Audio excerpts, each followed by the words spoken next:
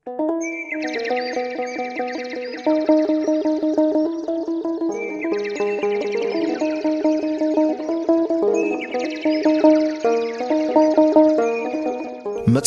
إياسو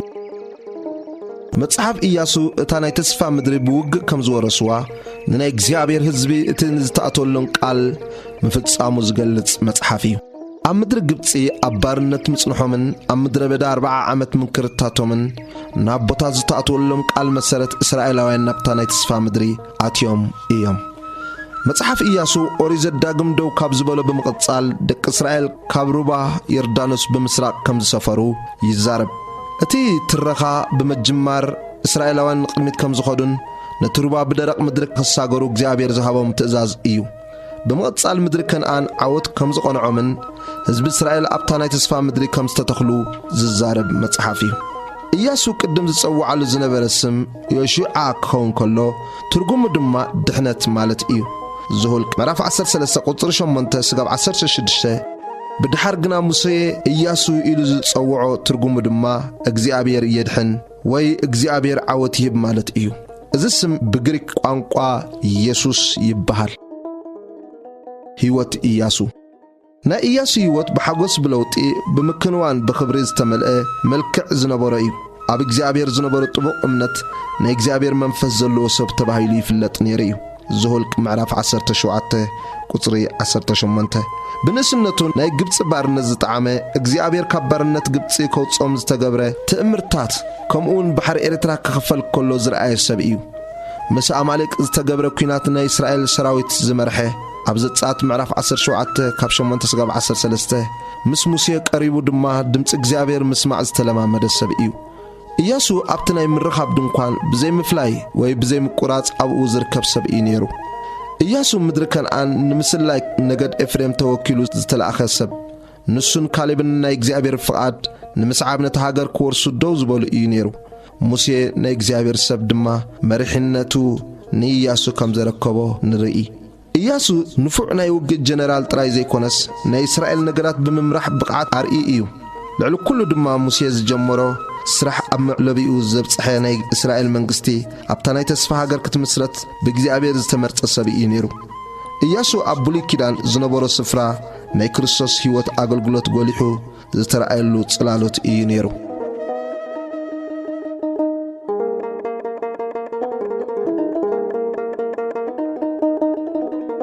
مصحف إياسو معرف حادة إغزيابير زهابو تأزاز قطر حادة كونك أدحر موت موسى باريا እግዚአብሔር ንኢያሱ ወድነው አገልጋል ሙሴ ከምዚሉ ተዛረቦ ሙሴ ባሪያ ይሞተ ሕጂ ድማ ተንስ ንስኻን በዘሎ እዚ ህዝቢ እዝን ናብታ ኣነን ኣታቶም ንደቅ እስራኤል ዝህቦም ምድሪ ነዚ ዮርዳኖስ ተሳገሮ ከምቲ ሙሴ ተዛረብኮ ከብድ እግርኩም ዝረገጽታ ዘበለት ቦታ ናኻትኩም ሂበኩም ኣለኹ ደብኩም ካብ በረኻን ካብዚ ሊባኖስን ክሳዕቲ ዓብይ ሩባ ኤፍራጥስ በዘላ ምድሪ ሒታውያንን ክሳዕቲ ኣብ ምዕራብ ፀሓይ ዘሎ ዓብይ ባሕርን ክኸውን እዩ ሙሉእ ዕድሜኻ ዝቃወመካ ሰብ የልቦን ምስ ሙሴ ከም ዝነበርኩም ስኻ ድማ ክኸውን እየ ኣይሓድገካን ኣይጥንጥነካን እውን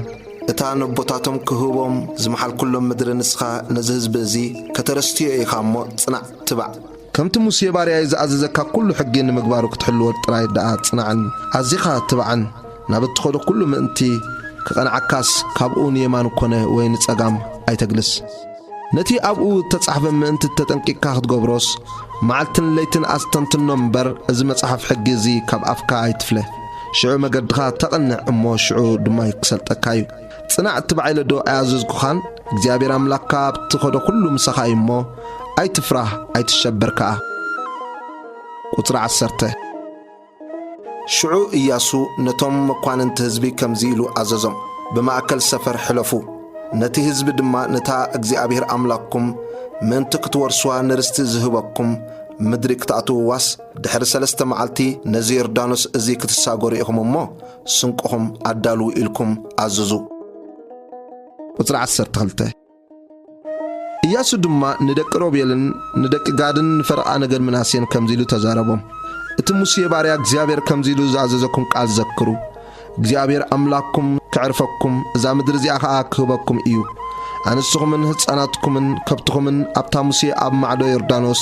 زهابكم مدري ينبرو نسخاتكم جنا اغزيابير كم تنأخاتكم نحواتكم دما كسع زعرفهم نساتهم كا تا اغزيابير أملاككم زهوبهم مدري كسع زورسو حيالات جغانو زبلكم كل خاتكم أتصوار حسكم نحواتكم كتدقفو كاكرميهم حلفو دحرتي نابتا موسى باري اغزيابير أمعدو يردانوس بشنخ مبرات حي زهابكم مدري رستخم كتورسوا كتملسو إيخم نياسو دما كمزي إلهم ملسلو زازز كاننا كله نقبر نبزل أكلنا زبلون نخيد كمتن موسى بكل تعززنايو ناها كن إززكاينا حنتس اغزيابير أملاك دا كمت موسى زنبره مسخاد ما يكون زخون السبن قال كازا أبن نخلو اتأزنا زربخا زي سمعن يموت حنتس تصنع تبعدا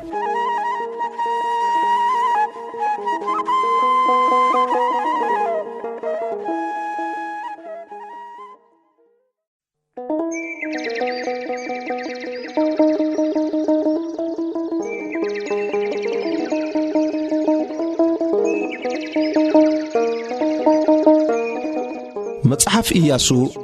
معراف كلته رهابن سليتن كتر حده إياسو ودنوي دما كابشت يمكن خلته سبكيركم نتهاجرن نياريكون رأيو إلو كسليو بحبو سددم نساتم دما كيدوم أبيت رهاب زسما أمنزرا سبيت أتو أبعون حدرو ننقوس ياريكو خا إنه سبات كابدك إسرائيل نزهاجر كسليو وابليتي نبزات يمالو إلوم نغرو نقوس ياريكو دما أزوم نباقي متسيوم نبيت كزاتو سبات نخلا هاجر كسليو متسيوم مو أو تسيوم إلو نابرهاب لأخي تاسبيت خا نتوم كل تسوى سيدا حبعتم بلت دما وب سبات سيات يومن نيروم كابي مخانوم جناي فلتكن كونها أتوم سبات اتيوم دقت تعصولا غزي بتصلمات وصو نابي كم زخدو اي فلتكن قلطيفكم ددحريوم صعبو امو كترخبوهم يخم نساقنا نابنا حسبيتا أدايبا أبتنا حسي تسطحوز بزنبره حسر أنتاتي حباتهم اتوم سبات كعم قدير دانوس كساعتي مساقريتات ددحريوم صعبو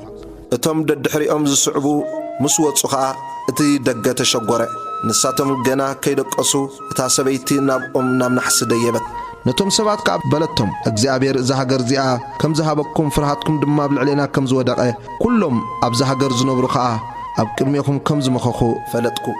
اتي كم مدر غبصي كتوصخ لكم اغزيابير نبحر اريترا اب قدميكم كم زنقصو اب سغر يردانوس اب زنبرو كلتيوم نغستات امراويان كا زغبركمو نسيهون نعغن كم زطفاكمو سمعنا اينامو اغزيابير املاكم نسو اب السماي اب لعلي ام مدرخا اب تحتي املاك ايمو مسمعنايو لبنا مخخه اب قدميكم دما تنفاس اب سب اي قومتن حجخ ابجاهم انا محرت كاب غبركلكم مسخاتكم دما نبيت ابي محرت كتغبرلا نبوين ندين حواتين حاتين زلوم كله دما بهيوتهم كتحدقوم نفساتنا ون كابموت كتدحنو بغزيابير محلو لي رقص ملكت كاهابوني اتوم سبات كا نغبرو زلنا انت زي غلصكم اب كنداكم نفسنا نموت نحلف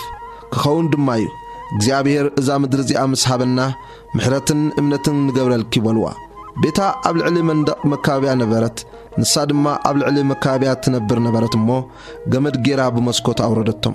اتم دليتي كيرخبكم سي نخرنا بالكم كيدو اتم دليتك سعزم اللسخاء ابا سلسه معلت تحبو دحار دما مقدهم كيدو بلتهم اتم سبات قابلوا نحنا كاب زمحلكنا محلا ننص انه نحنا نبز هاجر كنا ادخلنا نزقيح جمد زي ابتبو زوردكنا مسكوت انطلطليو نبخن ندخن حواتكن نخلو بيت أبخن والنباخي أبيت أكبير كخون دماي كاب معتصو بيت كد نقدام زوات زبال الدمو أبرؤسيو نحنا قنا نتصحات إنا نزخون كابتم سخي أبيت زلو إيد انت تنكيو خا دمو أبرؤسنا يكون تقبارنا انت قلت كدما كاب زمحال كنا محلا نتصحات إنا نساخا كم تزبالكم ويكون إلى سددتهم نساتم ونكدو نتغيح قمد دما أبتي مسكوت أسرتو نساتم كاكدو امو نابتي كرن بصحو اتم دليت خصع زملسو خا ابو سلسته معلت غبرو اتم دليتي دما كل ما قد دليو ايرخبو من كا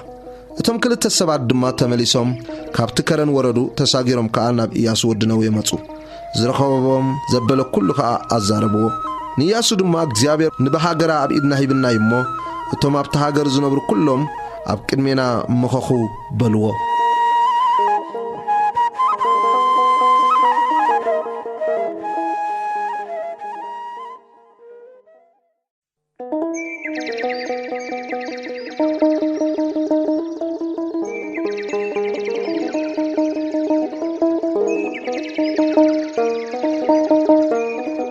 መጽሓፍ ኢያሱ ምዕራፍ 3 ምስጋር ዮርዳኖስ ቁጥር 1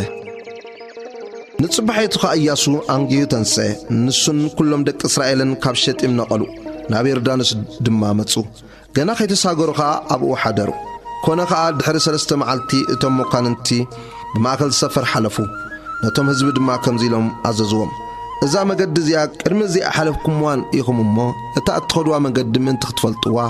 እቶም ካህናት ሌዋውያን ነቲ ታቦት ኪዳን እግዚአብሔር ኣምላክኩም ጸይሮምዎ ምስ ርኢኹም ንስኻትኩም ድማ ካብ ሰፈርኩም ነቒልኩም ሰዓብዎ ኣብ መንጎኹምን ኣብ መንጎኡን ግና 2,000 እመት ስፍሪ ዝኣክል ዝምርሐቕ ይኹን እምበር ኣይትቕረብዎ ኢያሱ ነቶም ህዝቢ እግዚአብሔር ጽባሕ ኣብ ማእከልኩም ዘገርም ነገር ክገብር እሞ ተቐደሱ በሎም ኢያሱ ነቶም ካህናት ታቦት ኪዳን ተሰኪምኩም ቀቅድሚ ህዝቢ ሕለፉ ኢሉ ተዛረቦም ሽዑ ታቦት ኪዳን ተሰኪሞም ቀቅድሚ ህዝቢ ከዱ እግዚአብሔር ድማ ንኢያሱ በሎ ከምቲ ምስ ሙሴ ዝነበርኩ ምሳኻውን ከም ዘለኹም ምእንቲ ክፈልጡስ ሎሚ ኣብ ቅድሚ ኩሉ እስራኤል ክዕብየካ ክጅምር እየ ነቶም ታቦት ኪዳን ዝጸሩ ካህናት ንስኻ ናብቲ ገምገም ማይ ዮርዳኖስ ምስ መጻኹም ኣብ ዮርዳኖስ ደው በሉ ኢልካ ኣዘዞም ኢያሱ ንደቂ እስራኤል ናብዚ ቅረቡ እሞ ቃል እግዚአብሔር ኣምላክኩም ስምዑ በሎም ኢያሱ ድማ በለ ሕያው ኣምላኽ ኣብ ማእከልኩም ከም ዘሎ ንስኻ ንከነዓናውያን ንሒታውያንን ንሃዋውያንን ንፈሪዛውያንን ንገርግሳውያንን ንኣሞራውያንን ንይቡሳውያንን ካብ ቅድሜኹም ፈጺሙ ከም ዝሰጎም በዚ ክትፈልጡ ኢኹም እነሆ እቲ ናይ ጎይታ ኩላ ምድሪ ታቦት ኪዳን ቀቅድሜኹም ናብ ዮርዳኖስ ይሓልፍ ሕጂ ድማ ካብ ነገዳት እስራኤል 12 ሰብኣይ ከካብ ነገድ ሓደ ሰብኣይ ንኣኻትኩም ውሰዱ ክኸውን ድማ እዩ እቶም ታቦት እግዚአብሔር ጌታ ኩላ ምድሪ ዝጸሩ ካህናት ከብደይ ኣጋሮም ኣብ ማይ ዮርዳኖስ ደው ምስ በላ ሽዑ እቲ ማይ ዮርዳኖስ እቲ ካብ ላዕሊ ዝወርድ ማይ ይቋርጽ ሓደ ኩምራ ኮይኑ ደው ይብል ኮነ ድማ እቶም ህዝቢ ንዮርዳኖስ ክሳገሩ ካብ ድንኳውንቶም ምስ ወጹ እቶም ካህናት ቀቅድሚ ህዝቢ ታቦት ኪዳን ይጸሩ ነበሩ እቶም ታቦት ዝጸሩ ናብ ዮርዳኖስ ምስ በጽሑ ኣጋር እቶም ታቦት ኪዳን ዝጸሩ ካህናት ገምገም ማይ ዮርዳኖስ ምስ ጠምዓ ብኩሉ እቲ ግዜ ዓጺድ ዮርዳኖስ ኣፍና ኣፍ መሊኡ ነበረ እቲ ካብ ላዕሊ ዝወርድ ዝነበረ ማይ ኣብ ኣዝዩ ርሑቕ ደው በለ እሞ ኣብታ ጥቓ ጾርታ ዘላ ኣዳም ትበሃል ከተማ ሓደ ኩምራ ኮይኑ ቆመ እቲ ናብ ባሕሪ ጎልጎል ናብ ባሕሪ ጨው ኣቢሉ ዝወርድ ማይ ፈጺሙ ኣቋረጸ እቲ ህዝቢ ድማ ኣብ መንጽር ያሪኮ ተሳገረ እቶም ታቦት ኪዳን እግዚአብሔር ዝጸሩ ካህናት ኣብቲ ማእከል ዮርዳኖስ ኣብቲ ንቁጽ ቆጥ ኢሎም ደው ኢሎም ነበሩ ብዘሎ እቲ ህዝቢ ፈጺሙ ንዮርዳኖስ ክሳዕ ዝሳገሮ ኩሉ እስራኤል በቲ ንቁጽ ሓለፈ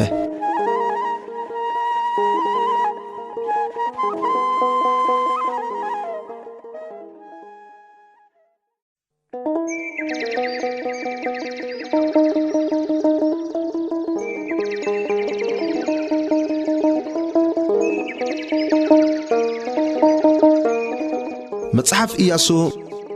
ምዕራፍ 4 ቁጥር 1 ኮነ ኣብዘሎት ህዝቢ ንዮርዳኖስ ፈጺሙ ምስተሳገረ እግዚአብሔር ንኢያሱ ከምዚሉ ተዛረቦ ካብ ህዝቢ 12 ሰብኣይ ካብ ነገድ ሓደ ሰብኣይ ንኣኻትኩም ውሰዱ ካብዚ ካብ ማእከል ዮርዳኖስ ካብታ ኣጋር ካህናት ቀጥኢለን ዝቆማላ ቦታ ንኣኻትኩም 12 እምኒ ኣልዒልኩም ምሳኻትኩም ናብ ማዕዶ ተማልእዎ ኣብቲ ቦዛ ለይቲ እዚኣ እተሓድሩሉ ምሕደሪ ኣንብርዎ ኢልኩም ኣዘዝዎም ሽዑ ኢያሱ ነቶም ካብ ደቂ እስራኤል ካብ ነገድ ሓደ ሰብኣይ 12 ሰብኣይ ኣዳልይዎም ዝነበረ ጸውዖም ኢያሱ ድማ በሎም ቀቅድሚ ታቦት እግዚአብሔር ኣምላክኩም ናብ ማእከል ዮርዳኖስ ሕለፉ ነፍሲ ወከፍኩም ብቁጽሪ ነገድ ደቂ እስራኤል ሓንቲ እምኒ ኣብ መመንኩብኩም ኣልዕሉ እዚ ኣብ ማእከልኩም ንምልክት ክኸውን እዩ ደቅኹም ብዝመጽእ ግዜ እዚ ኣእማን እዚ ንምንታይ ኢሎም ምዝጥይቑኹም ሽዑ ንስኻትኩም ማይ ዮርዳኖስ ኣብ ቅድሚ ታቦት እግዚአብሔር ስለ ዘቋረጸ ብዮርዳኖስ ክሳገር ከሎ እቲ ማይ ዮርዳኖስ ኣቋረጸ እሞ እዚ ኣእማን እዚ ንደቂ እስራኤል ንዘለኣለን መዘከርታ እዩ ትብልዎም ደቂ እስራኤል ከምቲ ኢያሱ ዝኣዘዞም ከምኡ ገበሩ ከምቲ እግዚአብሔር ንኢያሱ ዝበሎ ድማ ብቁጽሪ ነገዳት ደቂ እስራኤል ካብ ማእከል ዮርዳኖስ 12 እምኒ ኣልዓሉ نابت زحدرلو دما مسقوم تمالقو أبو خا أمبرو إياسو دما أماكل يردانوس أبتا أقارر اتوم تابوت كيدان زصورو كهانا زقوم اللابوتا أسرتو كلتا أمني أقوم كسعلومي خا أبقى ألو قطر عسرته እቲ እግዚአብሔርን ኢያሱን ህዝቢ ከነግር ዝኣዘዞ ኩሉ ነገር ከምቲ ሙሴን ኢያሱ ዝኣዘዞ ኩሉ ክሳዕ ዝፍጸም እቶም ታቦት ዝጸሩ ካህናት ኣብ ማእከል ዮርዳኖስ ደው በሉ እቶም ህዝቢ ከዓ ቀልጢፎም ተሳገሩ ኮነ ድማ ኩሉ እቲ ህዝቢ ጠሪሱ ምስ ተሳገረ እቲ ታቦት እግዚአብሔር ከዓ ምስቶም ካህናት ኣብ ቅድሚ እቲ ህዝቢ ተሳገረ ቁጥር 12 ደቂ ሮቤልን ደቂ ጋድን ፈረቃ ነገድ ምናስየን ድማ ከምቲ ሙሴ ዝበሎም ኣጽዋር ሒዞም ቀቅድሚ ደቂ እስራኤል ተሳገሩ ኣስታት 40,000 ኣጽዋር ሒዞም ንውግእ ተዳልዮም ኣብ ቅድሚ እግዚአብሔር ኣብ ጎልጎል ያሪኮ ክዋግኡ ተሳገሩ በታ መዓልቲ እቲኣ እግዚአብሔር ንኢያሱ ኣብ ቅድሚ ኩሉ እስራኤል ኣዕበዮ ከምቲ ንሙሴ ብኩሉ መዓልታት ህይወቱ ዝፈርህዎ ዝነበሩ ንኡ ከዓ ፈርህዎ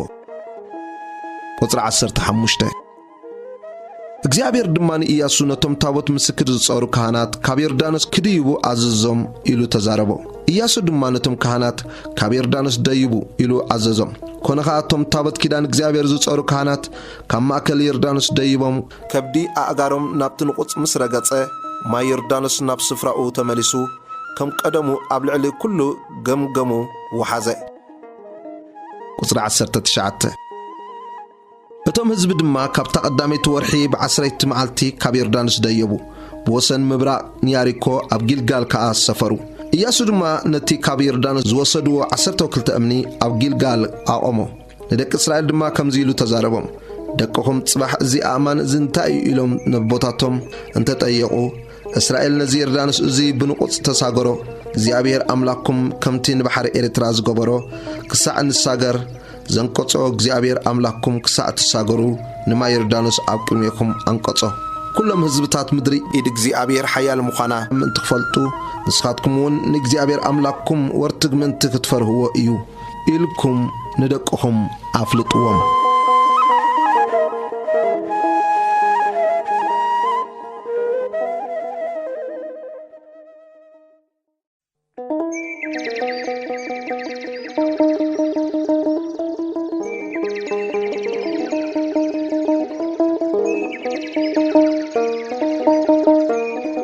መጽሐፍ ኢያሱ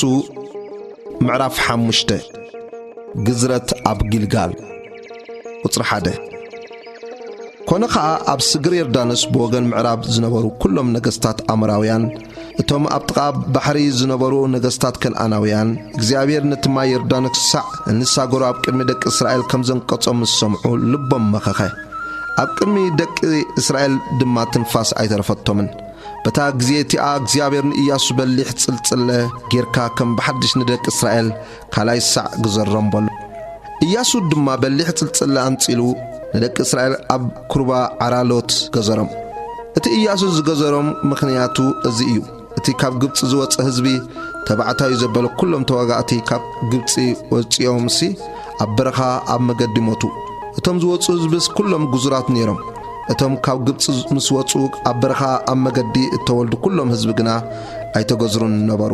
ደቂ እስራኤል ኩሉ ህዝቢ እቶም ካብ ግብጽ ዝወፁ ተዋጋእቲ ሰብኡት ንቃል እግዚአብሔር ስለዘይሰምዕዎ ክሳዕ ዝውድኡ 40 ዓመት ኣብ በረኻ ተጓዕዙ እግዚአብሔር ድማ እታን ኣና ከበና ነቦታቶም ዝመሓለሎም ምድሪ ጸባን ማዕረን ተውሕዝ ምድሪ ከየርእዮም መሓለ ነቶም ኣብ ክንዶም ዘተንስኦም ደቆም ከዓ ኣብ መገዲ ስለዘይተገዝሩ ዕልቦታት ነበሩ እሞ ኢያሱ ገዘሮም ኮነ ከዓ ንብዘሎ ህዝቢ ገዚሮም ምስ ፈጸሙ ክሳዕ ዝሓውዩ ኣብቲ ሰፊሮምዎ ዝነበሩ ሰፈር ተቐመጡ እግዚአብሔር ድማ ንኢያሱ ሎሚ ነቲ ናይ ግብጽ ነውሪ ካባኻትኩም አንከራርኽዎ በሎ ስም እታ ቦታ እቲኣ ክሳዕ ዛ መዓልቲ እዚኣ ጊልጋል ይበሃል ኣሎ ቁጽሪ 10 ደቂ እስራኤል ድማ ኣብ ጊልጋል ሰፈሩ ካብቲ ወርሒ ከዓ ኣብ መበል 14 መዓልቲ ኣጋምሸት ኣብ ጎልጎል ያሪኮ ፋሲጋ ገበሩ ጽባሕ ፋሲጋ ድማ በታ መዓልቲ እቲኣ ካብ እኽሊ እታ ምድሪ ቅጫን ቆሎ ስርናይን በልዑ እኽሊ እታ ምድሪ ምስ በልዑ ንጽባሒቱ እትመና ኣቋረጸ ደቂ እስራኤል በታ ዓመት እቲኣ ካብ እቶት ምድሪ ከነዓን በልዑ እምበር ድሕሪኡስ መና ኣይነበሮምን ቁጥሪ 13 كونخا إياسو أبطغا ياريكو كله أعنتو قوح أبيلو رأيه إنه دما التملحي سيف أب إيدو زلو سبعي أمن تردو إلو نبره إياسو خانا بقو كيدو نسخاناتنا دو وي نايتلاتنا إخابلو نسو دما إفالي أنس حلق أسراوي تكزي أبير كوين دعا حجمت يالوخو بله إياسو خا بقصو أمدر تدفئو سجيدو قويتاي نباري أزبلون تايو بله التحلق أسراوي تكزي أبير دمان إياسو زادو إلكايا زلو خابوتا قدست إيامو أسانكا كاب آغاركا أوتصبلو إياسو خا كمو غبره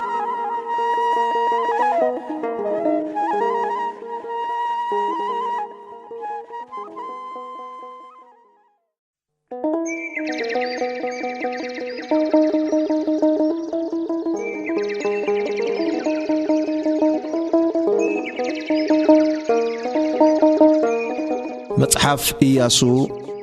معراف 6 موداق ياريكو قطر حدا ياريكو دما بمغنيات دك إسرائيل تعاصيان تشغيران نبرت زوت كونه زاتو كونه اي نبرن እግዚአብሔር ድማን ኢያሱ በሎ ረኤ ያሪኮን ንጉሳን እቶም ሓያላት ጀጋንአን አቢድካ ሂበካልኹ ኩልኩም ተዋጋት ሰባት ነታ ከተማ ከቢብኩም ሓንሳ ዝርዋ 6 መዓልትኩም ግበሩ 7 ካህናት ቀቅድሚ ታቦት ኮይኖም 7 መለኸት እልልታ ይውሰዱ በታ 7 መዓልት ድማ ነታ ከተማ 7 ሰዕ ዝርዋ እቶም ካህናት ድማ መለኸት ይንፍሑ ክኸውን ድማይ እቲ መለኸት እልልታን ዊሖም ስነፍሑ እቲ ደሃይ መለኸት ድማ ምስ ሰማዕኩም ኩሉ ህዝቢ ዓውኢሉ ይጨድር መካበብያ ታ ከተማ ከዓ ናብ ትሕቲኡ ኣቢሉ ክወድቕ እዩ እቲ ህዝቢ ድማ ነፍሲ ወከፍ በብቕድሚኡ ክድይብ እዩ ሽዑ ኢያሱ ወዲ ነዌ ነቶም ካህናት ፀዊዑ ታቦት ኪዳን ውሰዱ 7 ካህናት ቀቅድሚ ታቦት እግዚአብሔር 7 መለኸት እልልታ ይውሰዱ በሎም ነቶም ህዝቢ ድማ ሕለፉ እሞ ነታ ከተማ ዝርዋ ሰልፈኛ ዘበለ ቀቅድሚ ታቦት እግዚአብሔር ይሕለፍ በሎም ኮነኻ ኢያሱ ነቶም ህዝቢ ምስ ተዛረቦም እቶም 7 ካህናት ድማ 7 መለኸት እልልታ ሒዞም ነቲ መለኸት እናነፍሑ ቀቅድሚ እግዚአብሔር ሓለፉ እቲ ታቦት ኪዳን እግዚአብሔር ከዓ ደድሕሪኦም ይኸይድ ነበረ እቲ እተሰለፈ ዘበለ ድማ ቀቅድሚ እቶም መለኸት ዝነፍሑ ካህናት ይኸይድ ነበረ እቶም ካህናት መለኸት እናነፍሑ ክኸዱ ከለዉ ከዓ እቶም ዝተረፉ ህዝቢ ደድሕሪ ታቦት ይስዕቡ ነበሩ ኢያሱ ድማ ነቶም ህዝቢ ጫው ኣይትበሉ ድምጽኹም ከዓ ኣይተስምዑ ገለ ቃል ድማ ካብ ኣፍኩም ኣይውጻእ ሰዓታ ኣነ ኣውኩዑ ዝብለኩም መዓልቲ ሽዑ ኣውኩዑ ኢሉ ኣዘዞም ነቲ ታቦት እግዚአብሔር ድማ ኣብ ዙርያታ ከተማ ሓንሳ ኣዘሮ ናብ ሰፈር ኣትዮም ከዓ ኣብቲ ሰፈር ሓደሩ ቁጽሪ 12 ንጽባሒቱ ድማ ኢያሱ አንጊዩ ተንስአ እቶም ካህናት ከዓ ንታቦት እግዚአብሔር ጸርዎ እቶም 7 ካህናት ውን 7 መለኸት እልልታ ሒዞም ቀቅድሚ ታቦት እግዚአብሔር እናኸዱ መለኸት ይነፍሑ ነበሩ ሰልፈኛ ዘበለ ከዓ ቀቅድሚኦም ከደ እቶም ካህናት መለኸት እናነፍሑ ክኸዱ ከለዉ ድማ እቲ ዝተረፈ ህዝቢ ደድሕሪ ታቦት እግዚአብሔር ይስዕብ ነበረ በታ ኸለይቲ መዓልቲ ድማ ነታ ከተማ ሓንሳእ ዘይሮም ናብ ሰፈር ተመልሱ 6 መዓልቲ ከምኡ ገበሩ ቁጽሪ 15 ኮነ ከዓ በታ 7 መዓልቲ አንጊሆም ብወጋሕታ ተንስኦም ነታ ከተማ ከምኡ ገይሮም 7 ሰዕ ዘርዋ በታ መዓልቲ እቲኣ ጥራይ ነታ ከተማ 7 ሰዕ ዘርዋ ኮነ ከዓ እቶም ካህናት በታ 7 ሰዕ መለኸት ምስ ነፍሑ ኢያሱ ነቶም ህዝቢ በሎም እግዚአብሔር ነዛ ከተማ እዚኣ ሂብኩም እሞ ኣውኩዑ እዛ ከተማ ንሳን ኣብኣ ዘሎ ኩሉን ንእግዚአብሔር ሕርሚ ትኹን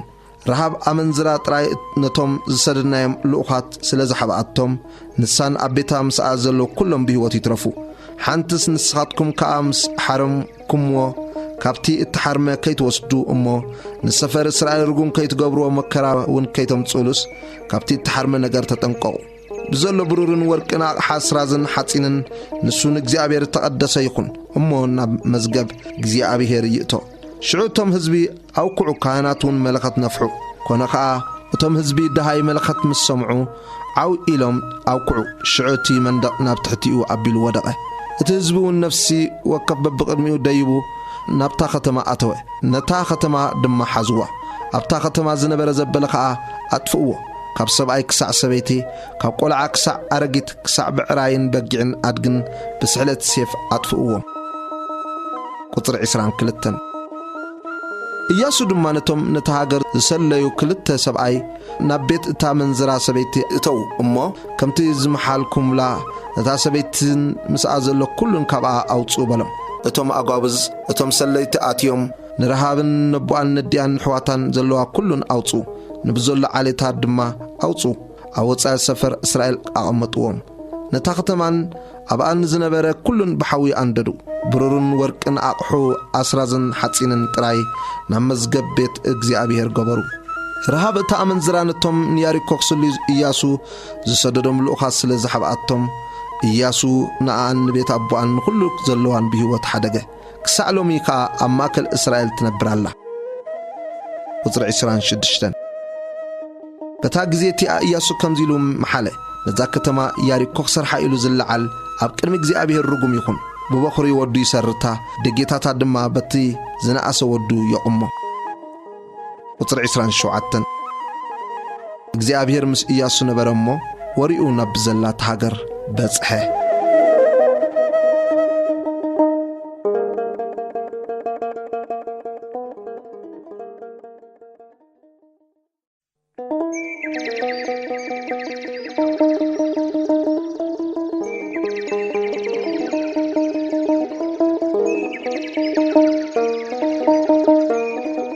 መጽሐፍ ኢያሱ ምዕራፍ 7 ሓጢአት አካን ቁጽሪ 1 ደቂ እስራኤል ግና ኣብቲ ሕሩም ነገር ኣበሳ ኣበሱ ካብ ነገድ ይሁዳ አካን ወዲ ካርሚ ወዲ ዛብዲ ወዲ ዘራሕ ካብቲ እትሓርመ ወሰደ እሞ ኩራ እግዚአብሔር ኣብ እስራኤል ነደደ ቁጽሪ 2 ኢያሱ ድማ ካብ ያሪኮ ናብታ ብምብራቕ ቤትኤል ኣብ ጥቓ ቤት ኣዊን ዘለዓይ ሰባት ሰደደ ደይብኩም ነታ ሃገር ሰልይዋ ኢሉ ተዛረቦም እቶም ሰባት ከዓ ንደይቦም ንዓይ ሰለይዋ ናብ ኢያሱ ተመሊሶም ድማ ኩሉ ህዝቢ ኣይደይብ ሒደት እዮም እሞ ንብዘሎ ህዝቢ ናብ ኣይተድኩሞ ክልተ ወይ 3,000 ዝኣክል ሰብ ደኣ ይደይብ ንዓይ ከዓ ይውቅዕዋ በልዎ ካብቲ ህዝቢ ድማ 3,000 ዝኣክል ሰብ ናብኣ ደየበ ግናኸ ካብ ቅድሚ እቶም ሰብዓይ ሃደሙ እቶም ሰብዓይ ካብኦም ኣስታት 36 ሰብ ቀተሉ ካብ ደገ ክሳዕ ሰባሪም ሰጎግዎም ኣብቲ ቁልቁለት ድማ ወቅዕዎም ሽዑል ቤት ህዝቢ መኸኸ ከም ማይ ከዓ ኮነ ኢያሱን እቶም ዓበይቲ እስራኤልን ድማ ክዳውንቶም ቀዲዶም ኣብ ራእሶም ድማ ሓመድ ነስኒሶም ኣብ ቅድሚ ታቦት እግዚአብሔር ክሳዕ ምሸት ብገጾም ናብ ምድሪ ተደፍኡ ኢያሱ ድማ በለ ኣየ ጎይታይ እግዚአብሔር ኣብ ኢድ ኣሞራውያን ሂብካ ክትጥፋአና ስለምንታይ ደኣ ነዚ ህዝቢ ንዮርዳኖስ ዘሳገርካዮ ኣየ ኣብ ስግር ዮርዳኖስ እንተ ንቕመጥ ግዳሙ ፈተና ወይለይ ጎይታይ እስራኤል ዝባኑ ናብ ገጽ ጸላእቱ ካብ መለሰ እንታይ ክብል እየ ከነዓናውያን ኣብቲ ሃገር ዝነብሩ ኩሎምን ክሰምዑ እዮም እሞ ክኸቡና ስምና ድማ ካብ ምድሪ ከጽኑት እዮም ነቲ ዓብዪ ስምካ ደኣ እንታይ ክትገብር ኢኻ እግዚአብሔር ድማ ንኢያሱ በሎ ተንስእ ስለምንታይ ከምዚ ብገጽካ ትድፋእ እስራኤል ሓጢአት ገበረ እቲ ዝኣዘዝኮ ኪዳነይ ከዓ ኣፍረሱ ካብቲ ሕሩም ወሰዱ ሰረቑ ከዓ ሓሰው ድማ ኣብ ማእከል ኣቕሕኦም እውን ኣንበርዎ ስለዚ ደቂ እስራኤል ተሓሪሞም እዮም እሞ ዝባኖም ናብ ገጽ ጸላእቶም ይመልሱ እምበር ኣብ ቅድሚ ጸላእቶም ክቆሙ ኣይክእሉን ነቲ ሕርሚ ካብ ማእከልኩም እንተ ዘየጥፋእኩም ኣነ ደጊም ምሳኻትኩም ኣይከውንን እየ ተንስእ እሞ ነቶም ህዝቢ ቀድሶም በሎም እውን ንጽባሕ ተቐደሱ እግዚአብሔር ኣምላኽ እስራኤል ከምዚ ይብል ኣሎ እሞ ኣታ እስራኤል ሕርሚ ኣብ ማእከልካ ኣሎ ነቲ ሕርሚ ካብ ማእከልኩም ክሳዕ እተርሕቕዎ ኣብ ቅድሚ ጸላእትኻ ክትቀወም ኣይትኽእልን ጽባሕ በብነገድኩም ቅረቡ ክኸውን ድማ እዩ እቲ እግዚአብሔር ዝወስዶ ነገድ በብዓሌቱ ይቕረብ እቲ እግዚአብሔር ዝወስዶ ዓሌት ድማ በብማይ ቤቱ ይቕረብ እቲ እግዚአብሔር ዝወሰዶ ማይ ቤት ከዓ በብሰብኣይ ይቕረብ ክኸውን ድማ እዩ እቲ ሕርሚ እተረኽቦ ኪዳን እግዚአብሔር ኣፍሪሱ ኣብ እስራኤል ከዓ ነውሪ ገይሩ እሞ ንሱን ዘለዎን ኩሉን ብሓዊ ይንደድ ቁጽሪ 16 ኢያሱ ከዓ ንጽባሒቱ አንጊዩ ተንስእ ንእስራኤል ድማ በብነገዱ ኣቕረቦ እሞ ነገድ ይሁዳ ተወስደ ንዓሌታት ይሁዳ ከዓ ኣቕረቦም እሞ ዓሌት ዘርሓውያን ወሰደ ንዓሌት ዘርሓውያን ድማ በብሰብኣይ ኣቕረቦም እሞ ዛብዲ ተወስደ ንማይ ቤቱ ከዓ በብሰብኣይ ኣቕረቦም እሞ አካን ወዲ ካርሚ ወዲ ዛብዲ ወዲ ዘራሕ ካብ ነገድ ይሁዳ ተወስደ ኢያሱ ድማ ንአካን ወደይ በጃኻ ንእግዚአብሔር ኣምላኽ እስራኤል ኣኽብሮ ተናዘዘሉውን እንታይ ከም ዝገበርካ ንገረኒ ኣይትሕብ ኣለ ይበሎ አካን ድማ ንኢያሱ መሊሱ በሎ ሓቂ እዩ ኣነ ንእግዚአብሔር ኣምላኽ እስራኤል በዲለዮ እየ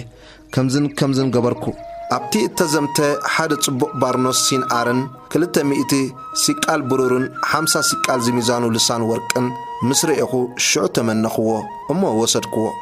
إنه خا أما أكل دنقاني أمدري تبتي برور دما بتحتيو تحابيو ألو شعو إياسو الأخا سدده نبت دنقان كا غويو إنه دما أبدنقانو تحابيو تبررون بتحتيو نبري كما أكل تدنقان وسيدم نب إياسو نب كلهم دك إسرائيلن أمتيوم دما أبكر مجزيابير أمبرو شعو إياسو كل إسرائيل كا مسؤو ناكان ود زراحن نتبرورن بارنوسن وركن نوداتن أوالدون أبعرن آدقون أباقعون دنقانون زلو كلن وسيدم نبقاق عكور أدايبو إياسو دما سلمنتاي أشجر كالنا زيابير بزا معالت زياك شجر كايو بلا كل إسرائيل دما بداربا أمنك قتلو بداربا أمنك قتلهم كاب حوي أنددوهم أبلعليو دما تكسع زا معالت زيا زلو عبيج أرحي أمني تشرحلو زيابير دما كبرسني كراؤو تملسه سلازي خاسم إتابوتاك سعلمي قاق عهور يبحال الله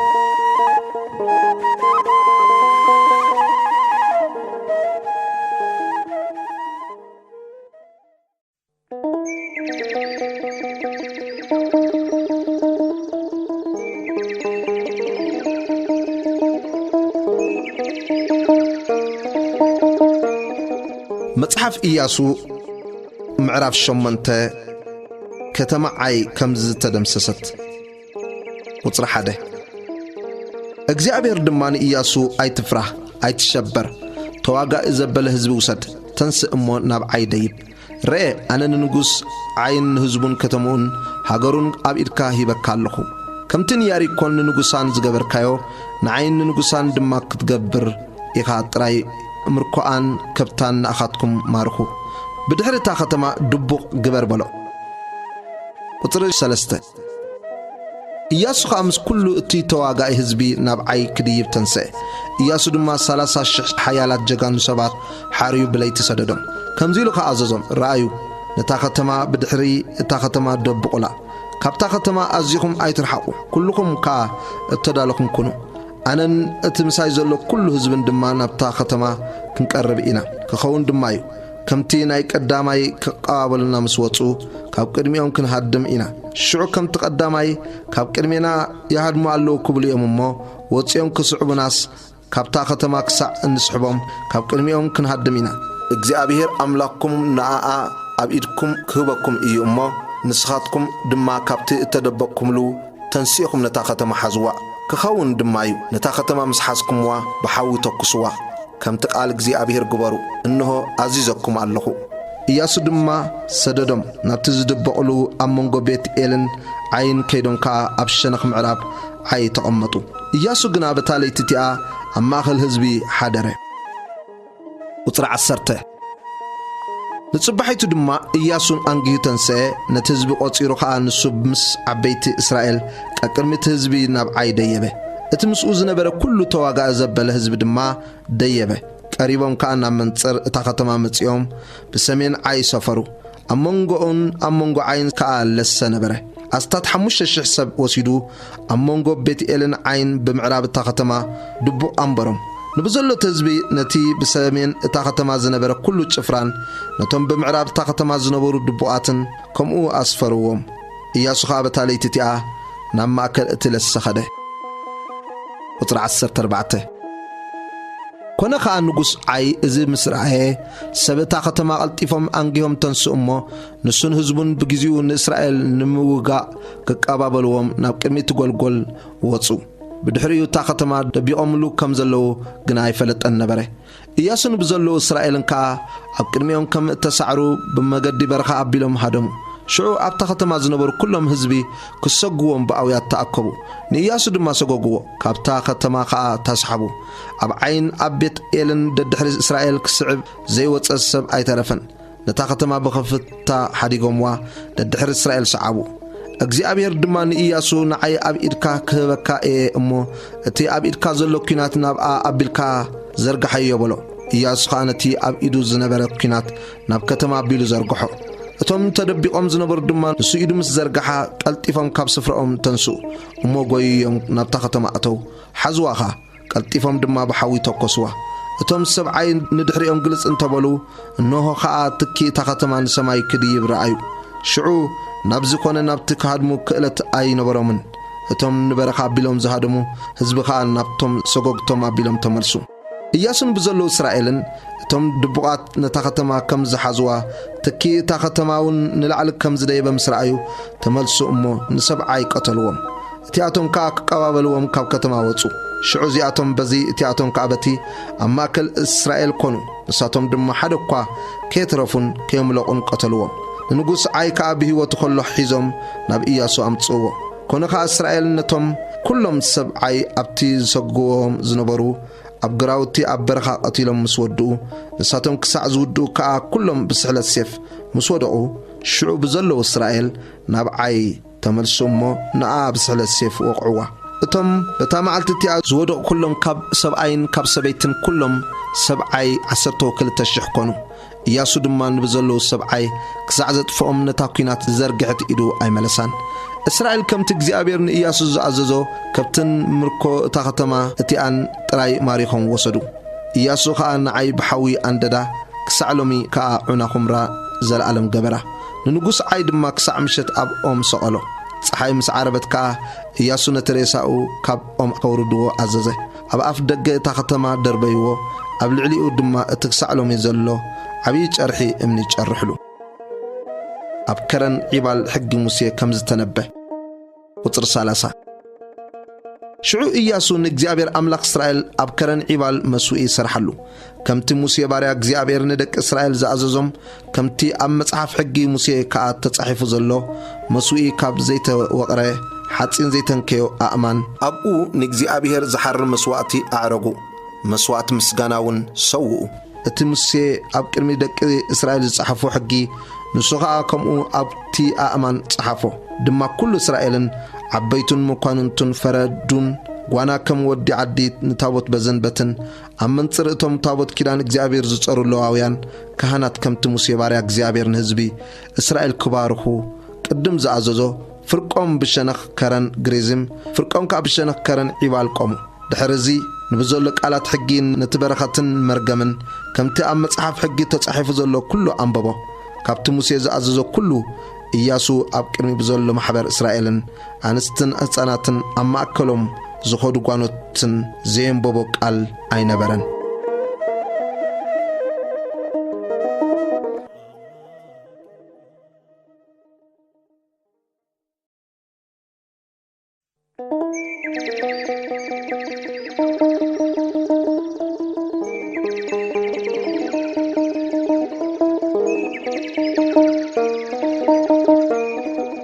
መጽሓፍ ኢያሱ ምዕራፍ 9 ሰብ ጊብዖን ንኢያሱ ከም ዘታለልዎ ቁጥሪ 1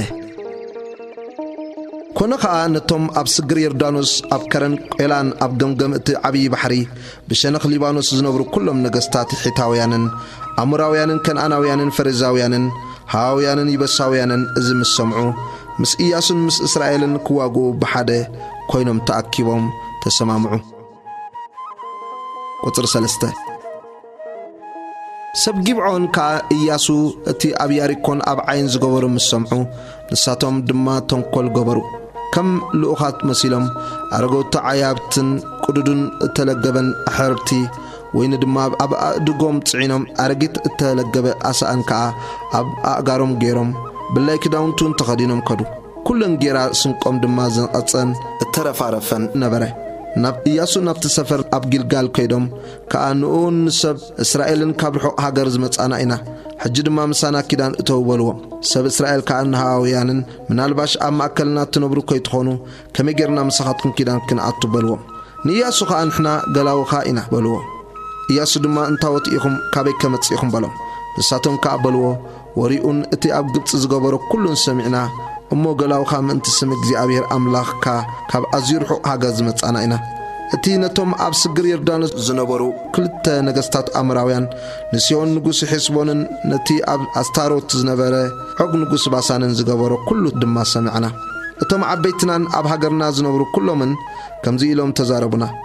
ስንቂን መገዲ ኣብ ኢድኩም ውሰዱ ክትቀባበልዎም ድማ ኪዱ ንሕና ገላውኹም ኢና ሕጂ ከዓ ኪዳን እተውልና በልዎም እዚ እንጌራና በታ ናባኻትኩም ክንከይድ ዝወፃናላ መዓልቲ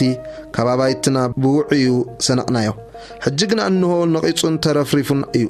إذا أحربتي وينخا بحدثتو زمال أنايو أنه تقديدو إذا خداونتنا أسألنا عندما كمن واحد قد بليو شعوتهم سبات كابتي سنقون وصدو نقف اجزابير كا ايتايقون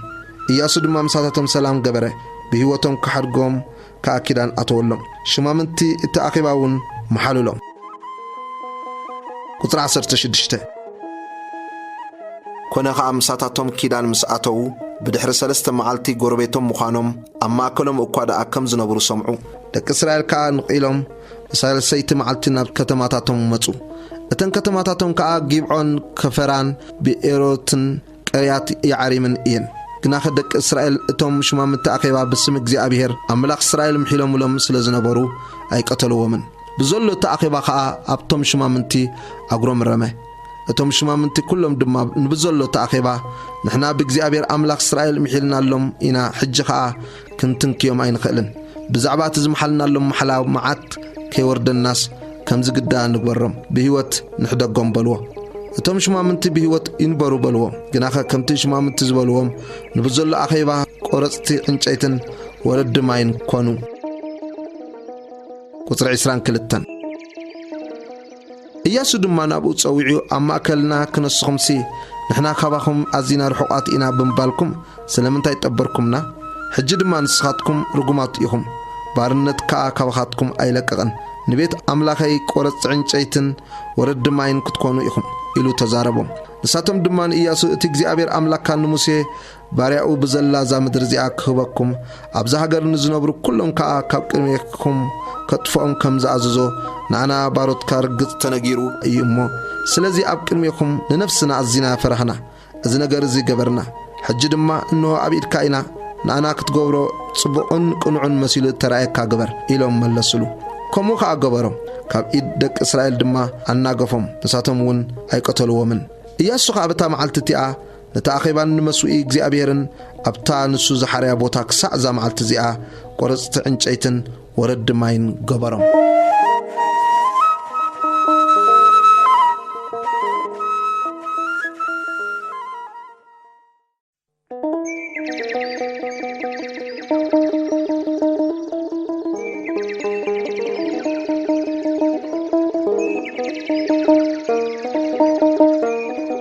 مصحف إياسو معرف 10 صحي كم زقمت قطر 1 كونك أدوني صدق نغوس يرسالم إياسو نعي كم زحزان فتسيم كم زطفان كم تنياري كون نغوسان زغبرو كمو دما نعين نغوسان كم زغبره اتم اب جيبعون زنبرون مس اسرائيل كم تعرقون اما كلهم كم زنبرون مسمعه جيبعون سي كم حنت كابتن كتماتات نغستات عباي كتما سلازنبرت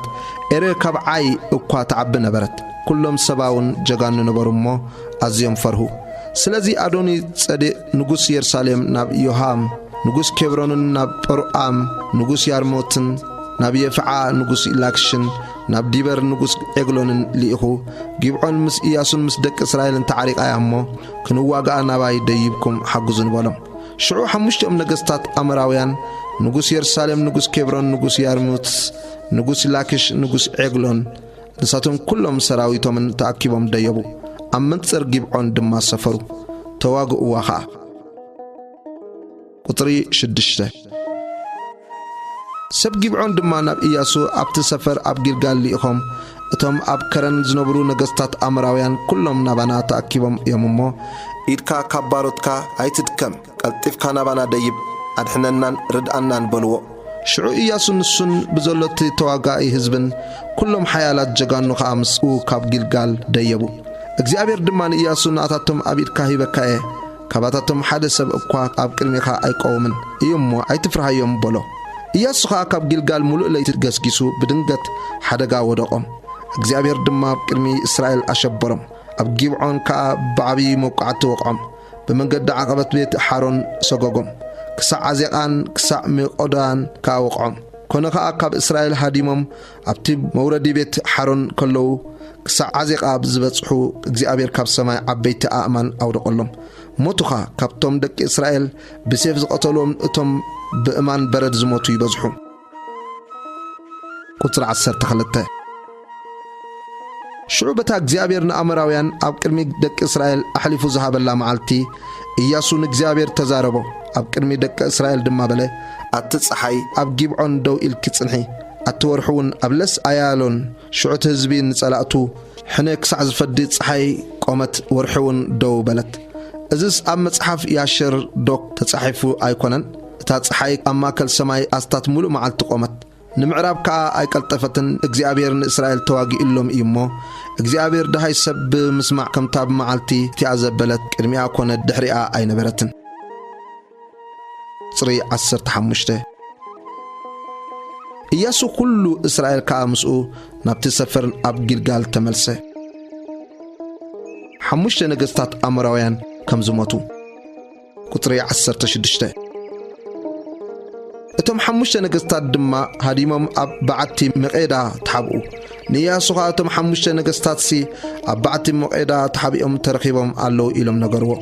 ኢያሱ ድማ በለ ናብ ኣፍ እቲ በዓቲ ዓበይቲ ኣእማን አንከባልሉ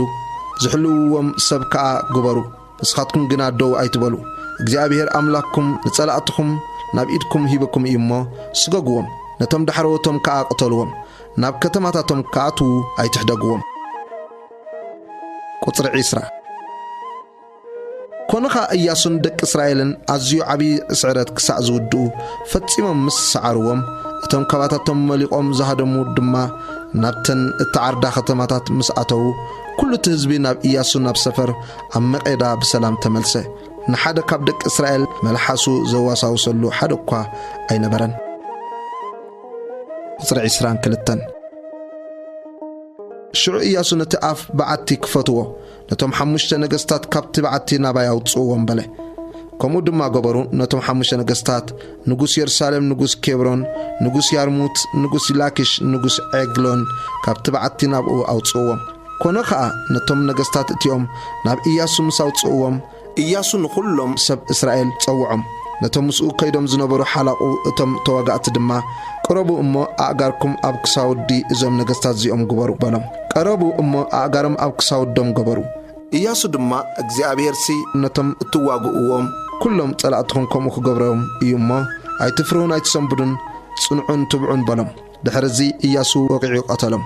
ኣብ ሓሙሽተኦም ሰቐሎም ክሳዕ ምሸት ከዓ ኣብተን ኣእዋም ተሰቒሎም ወዓሉ ኮነ ከዓ ኣጋ ምዕራብ ፀሓይ ኢያሱ ኣዘዞም ካብተን ኣእዋም ኣውሪዶም ኣብቲ ተሓቢኦምሉ ዝነበሩ በዓቲ ደርበይዎም ኣብቲ ኣፍ በዓቲ ድማ እቲ ክሳዕሎም መዓልቲ ዘሎ ዓበይቲ ኣእማን ገበሩ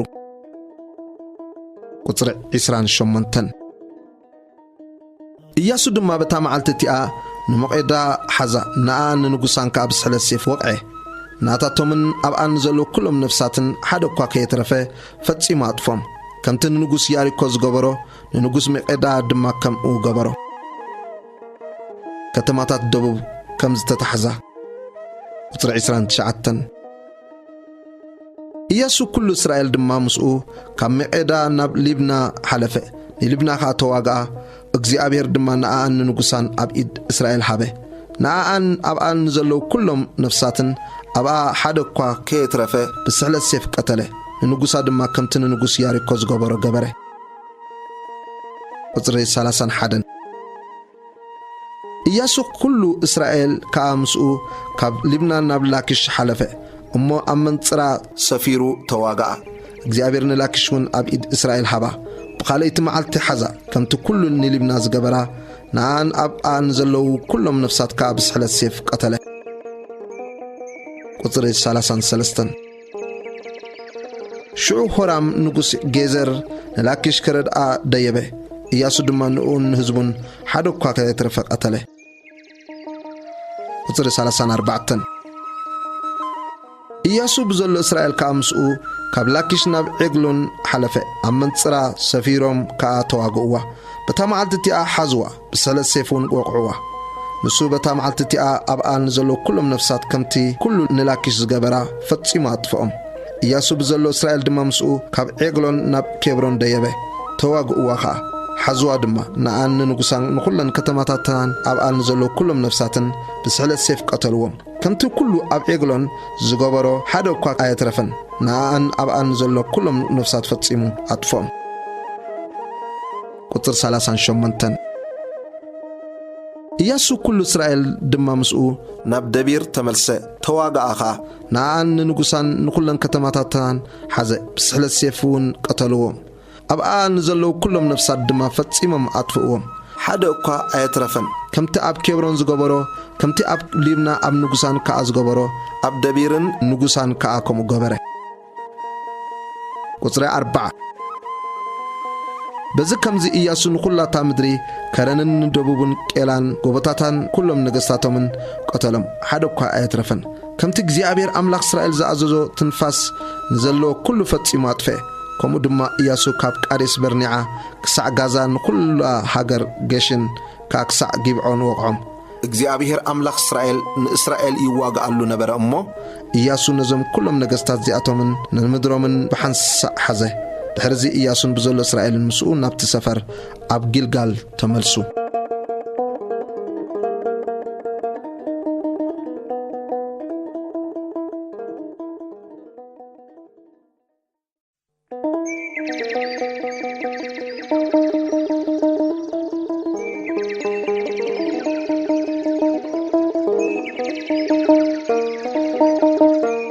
مصحف إياسو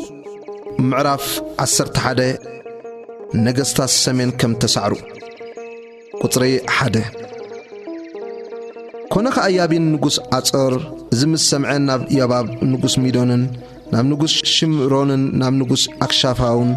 نابتم بسمين أب آخرانن أب قلقلن بدبوب كينروت دما أب قلن أب معراب برغتي دور نابزنبورو نجستات بمبراقن بمعرابن نابزنبورو كن أناويان ناب أمراويانن حيتاويانن فرزاويانن أب آخران نابزنبورو يبساويانن أب إغري هرمون أم مدري مصيبا نابزنبورو هواويانن لأخي نساتهم من كلهم سراويتهم من مساعداتهم كمتي أب جم بحر زلو حتصار زمبزحو بزح حزبي مس أزيز بزح فرسن سرقلان وصو زم نجستات زياتهم كلهم كأتأكبوا مس إسرائيل كواجو متسيم دما أما يميرهم بحد سفرو እግዚአብሔር ድማን ኢያሱ ጽባሕ ከምዛ ግዜ እዚኣ ኣነ ንኩሎም ቁትላት ገይረ ኣብ ቅድሚ እስራኤል ኣሕሊፈ ክህቦም እየሞ በኦም ኣይትፍራህ ኣፍራሶም ክትቅንጅብ ሰረግላታቶም እውን ብሓዊ ከተንደዲእኻ በሎ ቁጥር 7 ኢያሱ ብዘሎ ተዋጋኢ ህዝቢ ከዓ ምስኡ ኣብ ማይ ሚሮም መጽኡ ብድንገት ሓደጋ ወደቆም እግዚአብሔር ድማ ኣብ ኢድ እስራኤል ሃቦም እሞ ወቕዕዎም كساعة عباي سيدون كساعة مصر فوت مايم دما بالشنخ مبراقون كساعة لسم متصيبا سقوقوهم حدو كاكيت رفلهم قتلوهم إياسو دما كم تيجزي أبير زبالو قبرهم أفراسهم كنجب سرقلاتاتهم بحوي عندده حتصور دما نزن كل النغستات زياتن قدم رئسي كتم النبرتمو إياسو بتاقزيتي تمليسون حتصور حزا نقصاها السيفو أبقى نزلوا كلهم نفسات بسحل السيف وقعهم فتسيما ما طفئوهم تنفاز زلاتو حدو قوائي ترفن نحصرون بحوي عنددا إياسو دما نخلن كتماتات إزوم نغستات زياتومن نخلهم نغستاتن حزة كمتي موسى بارياك زي أبير زعززو خاء بسحل السيف وقعوا فتسيما أطفئهم بجكاتا إياسو زنددا حصر تراي إسرائيل نتن أب كرباتات زلوا كتماتات عنددن كلن مركوزن كتماتات زيئنن مالندك إسرائيل نرأسهم مارخو نخلو سب جناك سع زطفؤهم بسحلة السيف قتلوهم تنفاس زلاتو حدا وقا آياترفون كم تجزي أبير نموسيه باريا أوزا عززوكم وموسيه نإياسو عززو إياسونكم وقبره نسو كابتي اجزي أبير نموسيه عززو كله حدا نجر وقا أي حدا جن وصري 16 إياسو خاء نبزلات هاجر مدري آخرانن كل دبوبن بزلا مدرجشنن قلان غلاغولن آخران إسرائيلن قلاون حزة كابتي نفسعير زديب ملات كرن حيزوق ساعتي أب غلغل ليبانوس أب إغري هيرمون زلو بعال قاد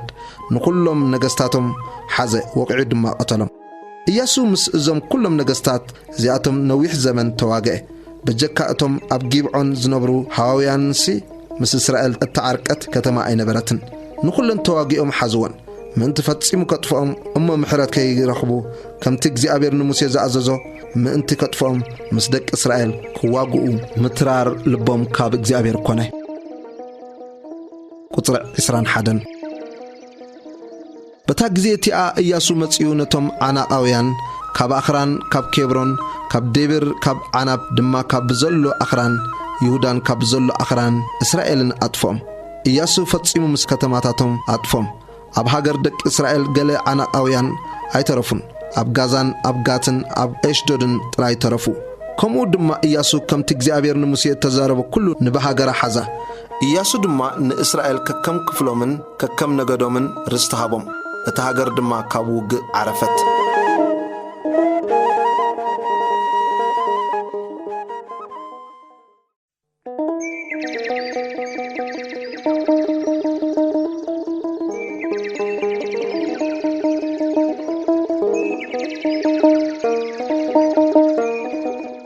መጽሓፍ ኢያሱ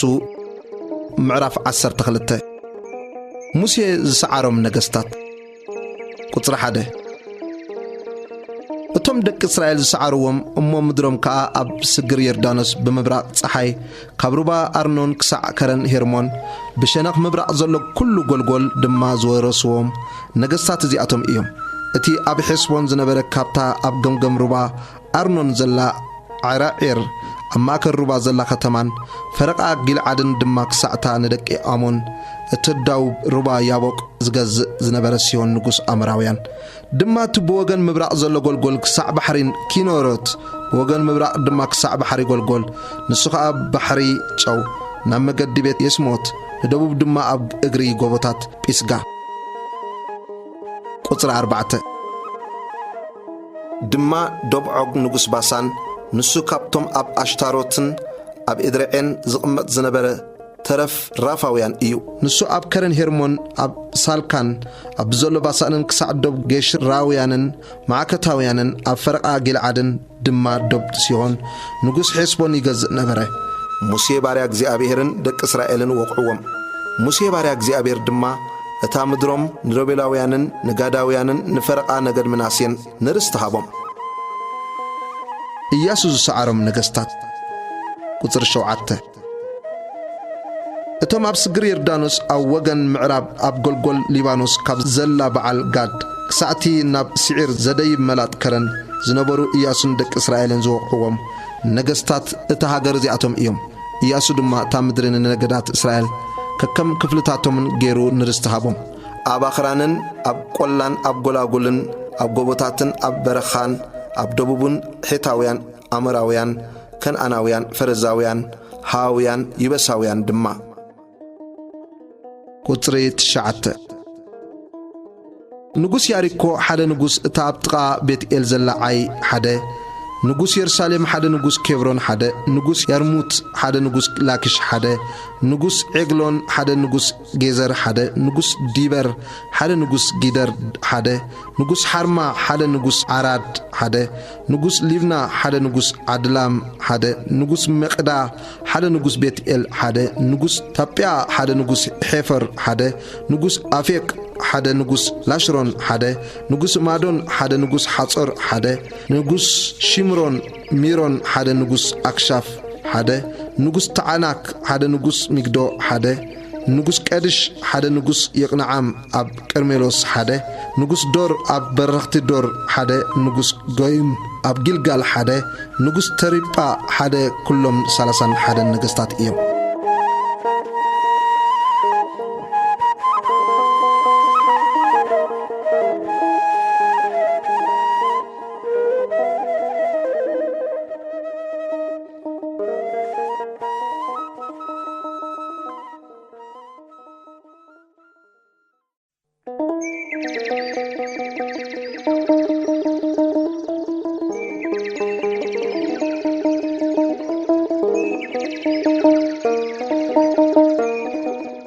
መጽሐፍ ኢያሱ ምዕራፍ 13 ገና ዘይተሰዓረ ምድሪ ቁጽሪ 1 ኢያሱ ድማ ነዊሕ ዘመን ገይሩን አሪጉ ነበረ እግዚአብሔር ከአበሎ ንስኻ ነዊሕ ዘመን ጌርካ አሪግካኻ እትተሓዝ ምድሪ ድማ ገና ኣዝያ ገዛፍ ተሪፋ ኣላ እታ ዝተረፈት ምድሪኻ እዚኣያ ብዘሎ ጎደባታት ፍልስጥማውያንን ኩሎም ጌሽራውያንን ካብታ ኣብ ቅድሚ ግብፂ ዘላ ሽሖር ንሰሜን ከዓ ክሳዕታ ምስ ምድሪ ከነዓን እትቁጸር ዶብ ዕቅሮን ናይቶም 5 ሽማምንቲ ፍልስጥማውያን ጋዛውያን አሽዶዳውያን አስቀሎናውያንን ጋታውያንን ዕቅሮናውያንን ዓዋውያንን ድማ ብደቡብ ኩላ ምድሪ ከነዓናውያን ምዒራ ናይ ሲዶናውያን ውን ክሳዕ ኤፌቅ ክሳዕ ዶብ ኣሞራውያን ድማ ምድሪ ጌቤላውያን ዘሎ ሊባኖስ ድማ ብወገን ምብራቕ ፀሓይ ካብቲ ኣብ እግሪ ከረን ሄርሞን ዘሎ በዓል ጋድ ክሳዕቲ ንሓማት ዝኣቱ ኣብ ኣኽራን ካብ ሊባኖስ ክሳዕ መስረፎት ማይም ዝነብሩ ኩሎም ብዘለዉ ሲደናውያን ኣነ ካብ ቅድሚ ደቂ እስራኤል ክሰጎም እየ ጥራይ ከምቲ ዝኣዘዝኩኻ ጌርካ እታ ምድሪ ንእስራኤል ንርስቲ ኣካፍሎም እምበኣር ሕጂ እዛ ምድሪ እዚኣ ንትሽዓቲኦም ነገድን ንፈረቓ ነገድ ምናሴን ንርስቲ ምቐላ ብሸነኽ ምብራቕ ዘሎ ምድሪ ከም ዝተመቕለ ቁጥሪ 8 ሙስኡ ሮቤላውያንን ጋዳውያንን ከምቲ ሙሴ ባርያ እግዚአብሔር ዝሃቦም እቲ ሙሴ ኣብ ስግሪ ዮርዳኖስ ብወገን ምብራቕ ዝሃቦም ርስቶም ተቐበሉ ካብታ ኣብ ገምገም ሩባ ኣርኖን ዘላ ኢሮዔር ካብታ ኣብ ማእከል ሩባ ዘላ ከተማ ከዓ ብዘሎ ጎልጎል ሚድባ ክሳዕ ዲቦን እውን ድማ ኩለን ከተማታት ናይቲ ኣብ ሔስቦን ክሳዕ ዶብ ደቂ ዓሞን ዝነገሰ ሲሆን ንጉስ ኣምራውያን ጊልዓድን ዶብ ጌሽራውያንን ማዕከታውያንን ብዘሎ ከረን ሄርሞንን ብዘሎ ባሳን ድማ ክሳዕ ሳልካ ብዘሎ መንግስቲ ዖግ ኣብ ባሳን እቲ ኣስታሮትን ኣብ ዒድርዔን ዝነገሰ ንሱ ካብቶም ተረፍ ኢራፋውያንን ተሪፉ ነበረ ሙሴ ድማ ወቂዑ ኣውጾም ንጌሽራውያንን ንማዕከታውያንን ግና ደቂ እስራኤል ኣየውጽዎምን እሞ ጌሽርን ማዕካትን ክሳዕሎም መዓልቲ ኣብ ማእከል እስራኤል ይቕመጡ ኣለዉ ንነገድ ለዊ ጥራይ ርስቲ ኣይሃቦምን ርስቱስ ከምቲ ዝበሎ ናይ እግዚአብሔር ኣምላኽ እስራኤል መስዋዕቲ ሓዊ እዩ ቁጥሪ 15 እምበኣርሲ ሙሴ ንነገድ ደቂ ሮቤል ከከም ዓሌቶም ርስቲ ሃቦም ደሞም ከዓ ካብታ ኣብ ገምገም ሩባ ኣርኖን ዘላ ዓይሮዔርን ካብታ ማእከል ሩባ ዘላ ከተማን ብዘሎ ጎልጎል ሚድባ ድማ ሔስቦንን እተን ኣብ ጎልጎል ዘለዋ ኩለን ከተማታታን ዲቦንን ባሞት በዓልን ቤት በዓል ሚዖንን ያሕፃን ቅድሞትን መፊዓትን ቅርያትዮምን ስማን እታብቲ ኣብለስ ዘሎ ከረን ዘላ ፂሬት ሸሓር ድማ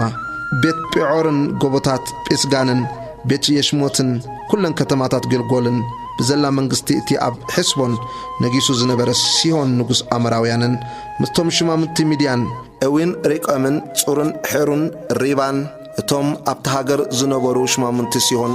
ሙሴ ዝወቕዖም ንበልዓም ጠንቋል ወዲ ቢዖር ድማ ምስቶም ካልኦት ቁትላቶም ደቂ እስራኤል ብሴፍ ቀተልዎ ዶብ ደቂ ሮቤል ድማ ዮርዳኖስን ዶቡን ነበረ ርስቲ ደቂ ሮቤል ከከም ዓሌቶም ከተማታትን ዓድታትን እዚ እዩ ቁጥሪ 24 ንነገድ ጋድ ድማ ንደቂ ጋድ ከከም ዓሌቶም ሙሴ ሃቦም ደቦም ከዓ ያዕዜርን ኩለን ከተማታት ጊልዓድን ፈረቓ ምድሪ ደቂ ኣሞን ደቂ ክሳዕታ ኣብ መንጽር ሩባ ዘላ ዓይሮዔር ነበረ ካብ ሔስቦን ድማ ክሳዕ ራሞት ምጽጴን ቦጦኒምን ካብ መሃናይም ከዓ ክሳዕ ዶብ ዲበር ኣብቲ ለስ ድማ ቤት ሃራምን ቤት ኒሞራን ሲኮትን ጻፎንን እቲ ተረፍ መንግስቲ ሲሆን ንጉስ ሔስቦን እቲ ዶብ ድማ ዮርዳኖስ እዩ ክሳዕ ወሰን ባሕሪ ኬኔሬት ስግር ዮርዳኖስ ብምብራቑ ርስቲ ደቂ ጋድ ከከም ዓሌቶም ከተማታት ምስ ዓድታትን እዚ እዩ ቁጥሪ 29 ንፈረቓ ነገድ ምናሴ እውን ሙሴ ርስቲ ሃቦም ንሱ ከዓ ንፈረቓ ነገድ ደቂ ምናሴ ከከም ዓሌቶም ኮነ ደቦም ከዓ ካብ መሃናይም ብዘሎ ባሳን ብዘሎ መንግስቲ ዖግ ንጉስ ባሳን ኩለን ዓድታት ናይታ ኣብ ባሳን ዘላ ያኢር 60 ከተማታት ፈረቓ ጊልዓድ ድማ ኣስታሮትን ኤድርዔን ከተማታት መንግስቲ ዖግ ኣብ ባሳን ንደቂ ማኪር ወዲ ምናሴ ንፈረቓ ደቂ ማኪር ከከም ዓሌቶም ኮነ ቁጥሪ 32 እተን ኣብ ስግሪ ዮርዳኖስ ብወገን ምብራቕ ንያሪኮ ኣብ ጎልጎል ማኣብ ሙሴ ዝረስተዮም እዚኣተን እየን ንነገድ ለዊ ግና ከምቲ ዝበሎም እግዚአብሔር ኣምላኽ እስራኤል እዩ ርስቶም እሞ ሙሴ ርስቲ ኣይሃቦምን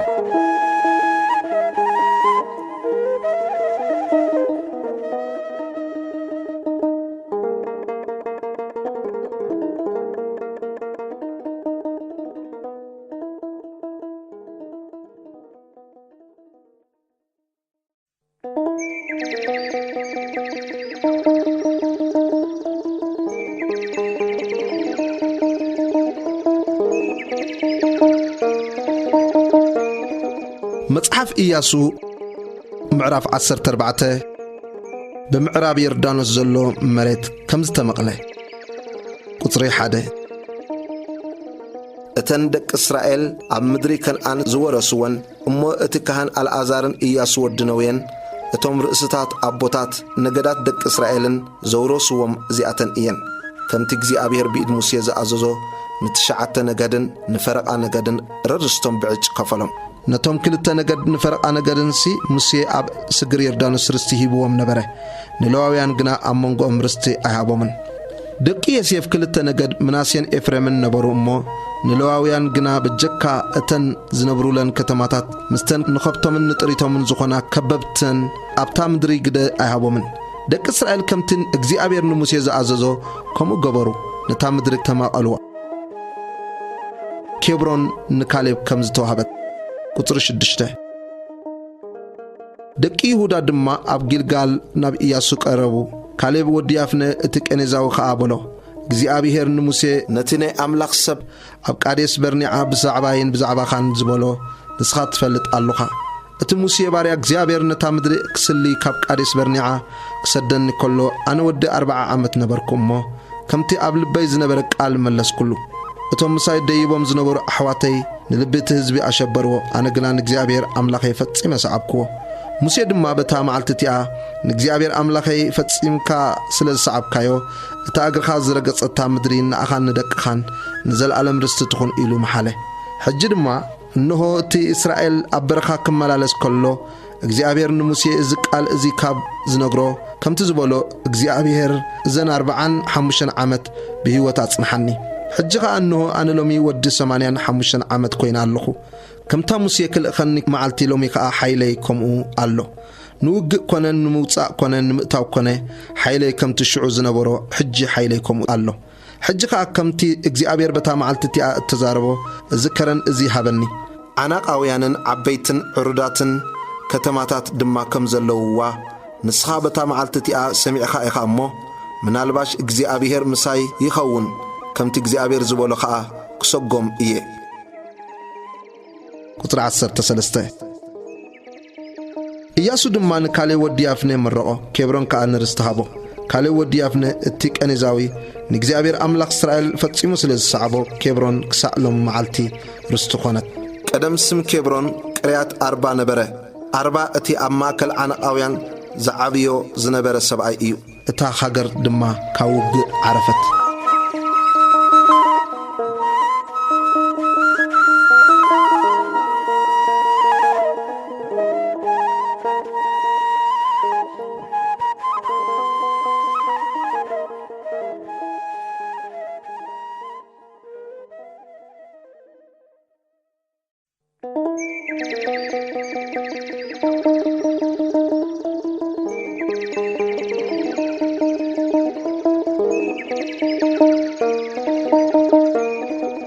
መጽሐፍ ኢያሱ ምዕራፍ 15 ርስቲ ነገድ ይሁዳ ቁጽሪ 1 ንነገድ ደቂ ይሁዳ ከከም ዓለቶም ክሳዕ ዶብ ኤዶም ናብ ወገን ደቡብ ዘብል በረኻ ሲን ክሳዕ ወሰን ደቡብ ዕጭ በጽሖም እቲ ናይ ደቡብ ደቦም ድማ ካብ ወሰን ባሕሪ ጨው ካብቲ ንደቡብ ዘብል ልሳን ነበረ ንዓቐበት ዓቕራቢም ናብ ደቡቡ ወፂኡ ንሲን ከዓ ሓሊፉ ንቃዴስ በርኒዓ ብደቡባ ደይቡ ንሕጽሮን ሓሊፉ ድማ ንኣዳር ይድይብ ናብ ቀርቃዓ ኣቢሉ ከዓ ይዘውር ንዓጽሞን ኣቢሉ ድማ ይሓልፍ ናብ ሩባ ግብፂ ይወፅእ እቲ ዶብ ከዓ ናብ ባሕሪ ይወፅእ ናይ ደቡብ ዶብኩም እዚ ይኹን ቁጥሪ 5 ናይ ምብራቕ ዶብ ድማ ባሕሪ ጨው ክሳዕ መወዳእታ ዮርዳኖስ እዩ ናይ ሸነኽ ሰሜን ዶብ ድማ ካብ ልሳን ባሕሪ ኣብ መወዳእታ ዮርዳኖስ እዩ እቲ ዶብ ከዓ ንቤት ሓግላ ይድይብ እሞ ብሰሜን ቤት ዓርባ ይሓልፍ እቲ ዶብ ድማ ናብ እምኒ ባሃን ወዲ ሮቤል ይደይብ እቲ ዶብ ከዓ ካብ ለስዓኾር ናብ ዲበር ይድይብ ከምኡ ከዓ ናብ ሰሜን ንጊልጋል ኣቢሉውን ይጥምት ንሱ ከዓ መንጽር እቲ ኣብ ሸነኽ ደቡብ ነቲ ሩባ ዘሎ ዓቐበት ኣድሚም እዩ እቲ ዶብ ድማ ንማይ ዒን ሸምሽ ይሓልፍ ናብ ዒን ሮጌል ይወፅእ እቲ ደቡውን በቲ ለስ ወዲ ሂኖም ገይሩ ናብ ጸግዒ ደቡብ እታ ይበሳዊ ንስኻ ኢየሩሳሌም ይድይብ እቲ ዶብ ድማ ናብ ሸነኽ ምዕራብ ኣብ ሰሜናይ ወሰን ለስ ሪፋይም ናብ ርእሲ እቲ ኣብ ቅድሚ ለስ ሂኖም ዘሎ ከረን ይድይብ ካብ ርእሲ እቲ ከረንካ እቲ ዶብ ናብ ዓይኒ ማይ ንፍቶኣ ይሓልፍ ናብ ከተማታት ከረን ኤፍሮን እውን ይወፅእ እቲ ዶብ ከዓ ናብ በዓላ ንሳ ቃርያት ይዓሪም ይዘውር ካብ በዓላ ምዕራብ ድማ እቲ ዶብ ንከረን ስዒር ይዘውር ናብ ሰሜናይ ጸግዕ ከረን ይዓሪም ከዓ ይሓልፍ ንሱ ክሳሎን እዩ ንቤት ሸምሽ ወሪዱ ድማ ናብ ቲምና ይሓልፍ እቲ ዶብ ከዓ ብሰሜን ጸግዒ ዕቅሮን ይወፅእ እቲ ዶብ እውን ናብ ሸክሮን አቢሉ ይዘውር በከረን በዓላ ድማ ይሓልፍ ናብ ያቢን ኤል ይወፅእ እቲ ዶብ ከዓ ናብ ባሕሪ ይወፅእ ቁጥር 12 እቲ ናይ ምዕራብ ዶብ ድማ ዓብይ ባሕሪን ዶቡን እዩ ዶብ ደቂ ይሁዳ ከከም ዓለቶም ብዙርያኡ እዚ እዩ ቁጥር 13 ንካሌብ ወዲ ያፍነ ድማ ከምቲ እግዚአብሔር ንኢያሱ ዝኣዘዞ ኣብ ማእከል ደቂ ይሁዳ ግደሃቦ ቅርያት አርባ አቦ ዓናቅ ንሳ ኬብሮን እያ ካሌብ ድማ ንሰለስቲዮም ደቂ ዓናቅ ንሸሻይን ነሂማንን ንታልማይን ወለዶ ዓናቅ ካብኡ አውጾም ካብኣ ናብቶም ኣብ ዲበር ዝነብሩ ደየበ ስም ዲበር ከዓ ቀደም ቅርያት ሰፈር ነበረ ካሌብ ድማ ነቲ ቅርያት ሰፈር ተዋጊኡ ዝሓዛ ዓክሳ ጓለይ ሰበይቲ ክትኮኖ ኮበኤ በለ ሽዑ አትናኤል ወዲ ቄናዝ ሓው ካሌብ ሓዛ እሞ ዓክሳ ጓሉ ሰበይቲ ክትኮኖ ሃቦ ኮነኻ ምስ መጸት ካብ አቦኣ ግራት ክልምን መኸረቶ ካብ አድጋ ከዓ ወረደት ካሌብ ድማ እንታይ ኮንቂ ክበላ ንሳ ከዓ በረኸት ሃበኒ ምድሪ ደቡብ ሂብካኒ ኢኻሞ ዓይኒ ማያት ከዓ ሃበኒ በለት ንሱ ድማ ለዓላይ ዓይኒ ማያትን ታሕታ ዓይኒ ማያትን ሃባ ቁጥር 20 ርስቲ ነገድ ደቂ ይሁዳ ከከም ዓለቶም እዚ እዩ እተን በወገን ደቡብ ናብ ዶብ ኤዶም ዘብላ ወሰናት ከተማታት ንነገድ ደቂ ይሁዳ ድማ ዚኣተን እየን ቃብጽኤልን ዔደርን ያዕጉርን ቄናን ዲሞናን አድዓዳን ቃደሽን ሓጾርን የትናን ዘፋን ጤልሞን በዓሎትን ሓጾር ሓዳትን ቀያት ሓጽሮንን ንሳ ሓጾር እያ አማምን ሸማዓን ማላዳን ሓጾር ጋድን ሄሽሞንን ቤት ጲላጥን ሓጾር ሸዓልን ብኤር ሻባዕን ብዝያትያን በዓላን ኢዮምን ዓጽሞን ኤል ቶልያድን ኪስሎን ሓርማን ጽቅላግን ሚድማንን ሳሳናን ልባአየትን ሼል ሄሞን عيونن ريمونن كلن اسران تشعتن كتما مسعدتاتن قدر 33 أب قلا اشتاولن صرعان اشنان زنان عين غانيمن توبعان انامن يارموتن عدلامن سكون عزيقان شعرايمن عديتايمن جدران جدرو تايمن عسرتو 4 ختما مسعدتاتن قطر 37 صنان حدشان مقدالن غادن إلعانن مصيبن يقتهلن لاكشن بوصقاتن اغلونن كوبونن لحماسن كتلي شن جدراتون بيت داغونن نعمان مقدان 16 ከተማ مسعدتاتن لبنان عترن عشانن افتحن عشنان نصيبن عيلان اكزيبن مارشان 9 ከተማ مسعدتاتن قطر 45 عقرون مسكتماتاتان عدتاتان كاب عقرون كسع بحري ابطقا اشدود زلوا كلن مسعدتاتن اشدود مسكتماتات عدتاتن غازا مسكتماتاتان عدتاتان كسع ربا غبصن كسع ابي بحرن دوغون قطر 48 أبكرن دما شميرن ياترين شكون دانان قيات سانان نسا ديبر يا عنابن اشتمون عنيمون جشنن حولنن جيلونن 11 كتما مسعدتاتن عرابن ديمانن اشعانن يانومون بيت تابيان ايفاقان حمتان قريات اربان نسا كبرون يا صعورن 9 كتما مسعدتاتن قطر 55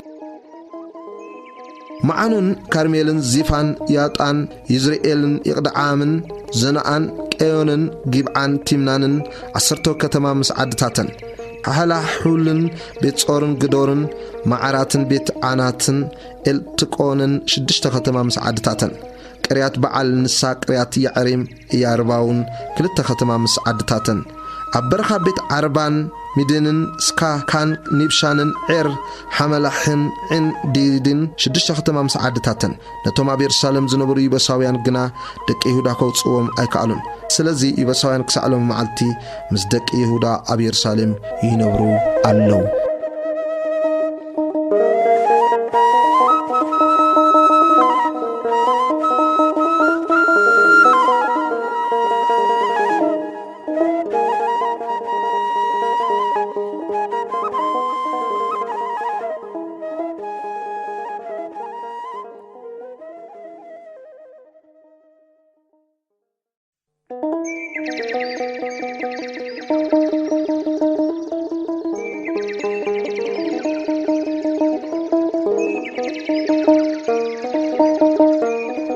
መጽሐፍ ኢያሱ ምዕራፍ 16 ርስቲ ምናሴን ኤፍሬምን ቁጥሪ 1 እቲ ዕጭ ደቂ ዮሴፍ ድማ ካብ ዮርዳኖስ ጥቓ ያሪኮ ብወገን ምብራቑ ንማይ ያሪኮ ካብ ያሪኮ ድማ በቲ ናብ ከረን ቤትኤል ዘደይብ በረኻ ወጸሎም ካብ ቤትኤል ናብ ሉዝ ወፂኡ ከዓ ብዶብ አረካውያን ገይሩ ናብ ዓጣሮት ይሓልፍ ብምዕራብ ከዓ ናብ ዶብ ያፍልጣውያን ክሳዕ ዶብ ታሕታይ ቤት ሓሮንን ክሳዕ ጊዘርን ይወርድ ናብ ባሕር ድማ ይወፅእ ደቂ ዮሴፍ ምናሴን ኤፍሬምን ድማ ርስቶም ወሰዱ ቁጥሪ 5 ዶብ ደቂ ኤፍሬም ከከም ዓሌቶም እዙዩ ዶብ ርስቶም ብምብራቕ ዓጣሮት ሓዳር ክሳዕ ላዕላይ ቤት ሓሮን እዩ እቲ ዶብ ወገን ምዕራብ ከዓ ንሰሜን ምኽመታት ይወፅእ እቲ ዶብ ድማ ንምብራቕ ኣቢሉ ናብ ታዕናት ሽሎ ዘይሩ ናብ ምብራቕ ያናኣ ይሓልፍ ካብ ያናኣ ከዓ ናብ ዓጣሮትን ናብ ናዕራን ይወርድ ናብ ያሪኮ በፂሑ ናብ ዮርዳኖስ ይወፅእ ካብ ትባዓ እቲ ዶብ ንምዕራብ ኣቢሉ ክሳዕ ርባ ቃና ሓሊፉ ናብ ባሕሪ ይወፅእ መስተን ኣብ ማእከል ርስቲ ደቂ ምናሴ ዘለዋ ንደቂ ኤፍሬም እተፈልያ ከተማታት ኩለን ከተማታት ምስ ዓድታተን ርስቲ ነገድ ደቂ ኤፍሬም ከከም ዓሌቶም እዚኣተን እየን ንሳቶም ግና ነቶም ኣብ ጊዘር ዝነብሩ ከነዓናውያን ኣይውፅዎምን እሞ እቶም ከነዓናውያን ክሳዕ ሎሚ ኣብ ማእከል ደቂ ኤፍሬም ይቕመጡ ኣለዉ ገባሮም ከዓ ኮኑ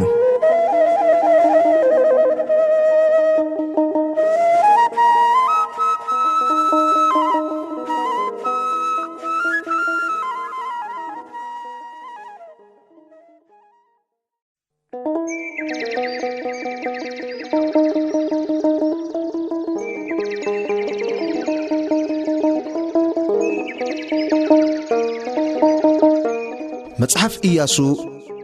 ምዕራፍ 17 ቁጥሪ 1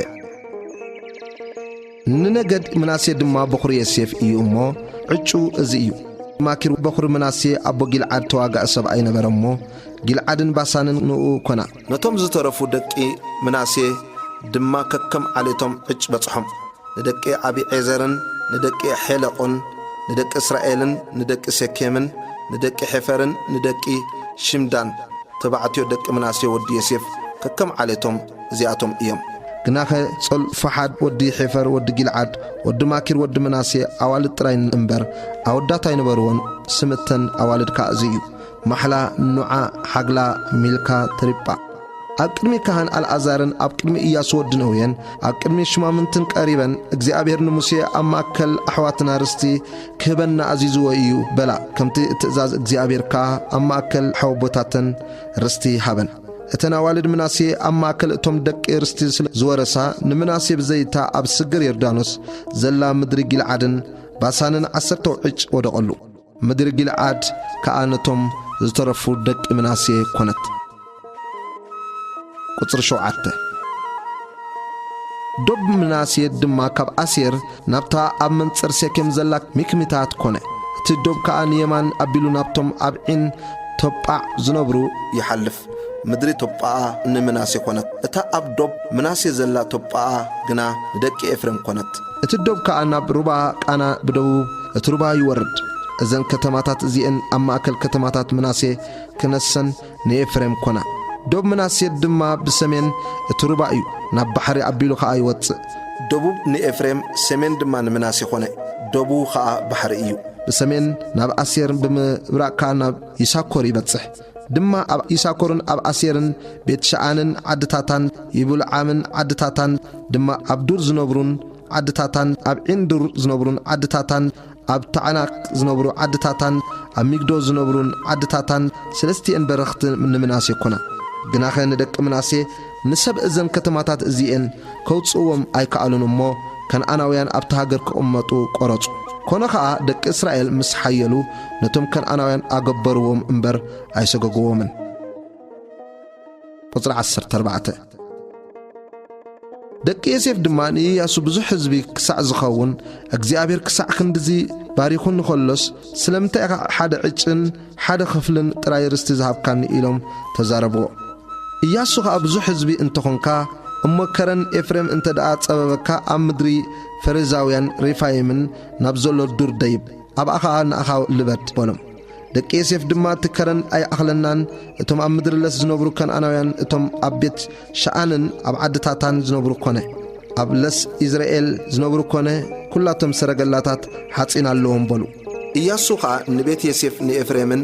ንምናሴን ንስኻ ብዙሕ ህዝቢ ኢኻ ዓብዪ ሓይሊ እውን ኣሎካ ሓደ ዕጭ ጥራይ ኣይኹነልካ እቲ ከረን ድማ ንኣኻ ይኹን ዱር ክነሱ ልበዶ እሞ ብዘሎ ናትካ ክኸውን እዩ ነቶም ከነዓናውያን ከዓ ሰረገላ ሓጺን እኳ እንተለዎም ሓያላት እውን እንተኾኑ ከተውፅኦም ኢኻ ኢሉ ተዛረቦም።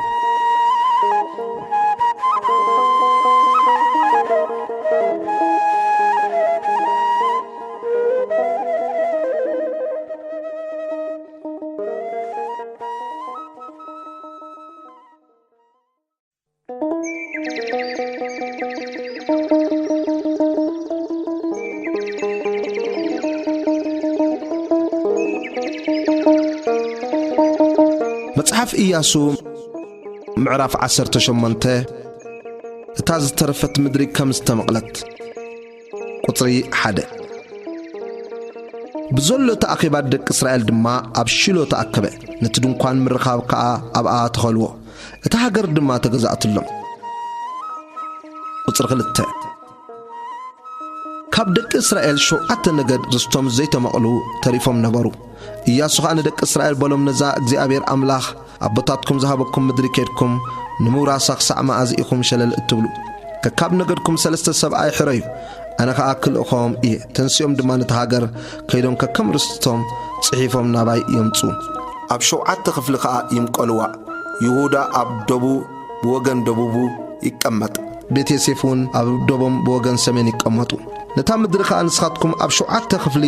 ጽሒፍኩም ናብዚ ናባይ ኣምጹለይ ኣነ ድማ ኣብዚ ኣብ ቅድሚ እግዚአብሔር ኣምላኽና ዕጭ ከውድቐልኩም እቶም ሌዋውያን ግና ርስቶም ክህነት እግዚአብሔር እዩ እሞ ኣብ ማእከልኩም ግደ የብሎምን ጋድን ሮቤልን ፈርዓ ነገድ ምናሴን ድማ እቲ ሙሴ ባርያ እግዚአብሔር ዝሃቦም ርስቶም ኣብ ስግር ዮርዳኖስ ብወገን ምብራቕ ወሲዶም ኣለዉ። ቁጽሪ 8 እቶም ሰባት ድማ ተንስኦም ከዱ ኢያሱ ኸዓ ነታ ምድሪ ክጽሕፍዋ ዝኸዱ ኬድኩም ነታ ምድሪ እናዘርኩም ጽሓፍዋ ናባይ ድማ ተመለሱ ኣነ ኸዓ ኣብዚ ኣብ ቅድሚ እግዚአብሔር ኣብ ሽሎ ዕጭ ከውድቐልኩም እየ ኢሉ ኣዘዞም እቶም ሰባት ከዓ ከይዶም በታ ሃገር ሓለፉ ከምተን ከተማታት ድማ ኣብ 7 ክፍሊ መቒሎም ኣብ መጽሓፍ ጽሓፍዎ ናብቲ ሰፈር ኣብ ሽሎ ኸዓ ናብ ኢያሱ መጹ ኢያሱ ድማ ኣብ ቅድሚ እግዚአብሔር ኣብ ሽሎ ዕጭ ኣውደቐሎም እሞ ኣብኡ ኢያሱ ነቲ ሃገር ንደቂ እስራኤል ከከም ክፍልታቶም ገይሩ መቐሎም። ርስቲ ቢንያም ቁጽሪ 11 ነገድ ደቂ ቢንያም ከከም ዓሌቶም ዕጭ ወጸሎም ዶብ ዕጮም ከዓ ኣብ መንጎ ደቂ ይሁዳን ደቂ ዮሴፍን ወጸሎም እቶም ዶቦም ብወገን ሰሜን ድማ ካብ ዮርዳኖስ እዩ እቲ ዶብ ካብ ሰሜናይ ጸግዒ ያሪኮ ደየበ ነቲ ከረን ድማ ብምዕራብ ደይቡ ናብ በረኻ ቤት ዓዊን ይወጽእ ካብኡ ከዓ እቲ ዶብ ናብ ሉዝ ናብቲ ደቡባዊ ጸግዒ ሉዝ ንሳኻ ቤት ኤል ይሓልፍ እቲ ዶብ ድማ በቲ ኣብ ደቡብ ታሕተይቲ ቤት ሓሮን ዘሎ ከረን ኣቢሉ ናብ ዓጣሮት ኣዳር ይወርድ እቲ ዶብ ድማ ቀጺሉ ካብቲ ኣብ መንጽር ቤት ሓሮን ብደቡብ ዘሎ ከረን ብወገን ምዕራብ ኣቢሉ ንደቡብ ይዘውር ናብ ቅርያት በዓል ንሳኻ ቅርያት ይዓሪም ናብ ከተማ ደቂ ይሁዳ ይወጽእ እዚ ወገን ምዕራብ እዩ ወገን ደቡብ ድማ ካብ ወሰን ቅርያት ይዓሪም እዩ እቲ ዶብ ከዓ ንምዕራብ ኣቢሉ ይወጽእ ናብ ዓይኒ ማይ ነፍቶኣ ድማ ይወጽእ እቲ ዶብ ከዓ ናብ ወሰን እቲ ኣብ መንጽር ለስ ወዲ ሄኖም ዘሎ ከረን ይወርድ ንሱ ከዓ ንለስ ሪፋይም ኣብ ሰሜኑ እዩ ድማ ናብ ለስ ሄኖም ናብ ጸግዒ ደቡብ ይበሳውያን ይወርድ ናብ ዒን ሮጌል ከዓ ይወርድ ወሲኹ ድማ ንሰሜን ኣቢሉ ዒን ሸሙሽ ይወጽእ ናብቲ ኣብ መንጽር ዓቐበት ኣዲሚም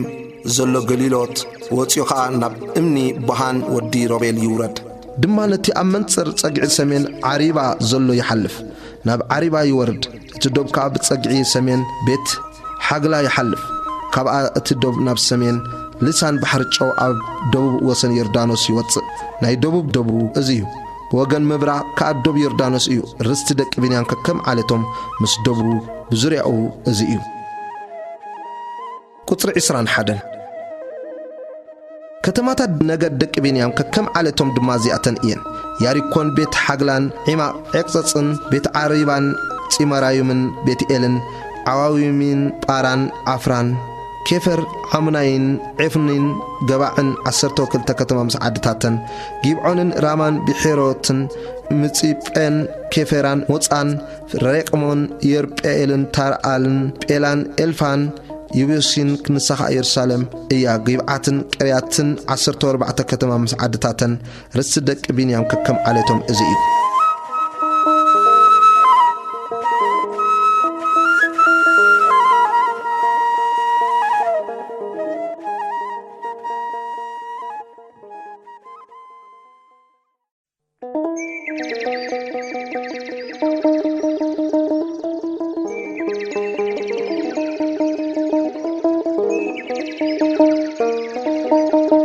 مصحف إياسو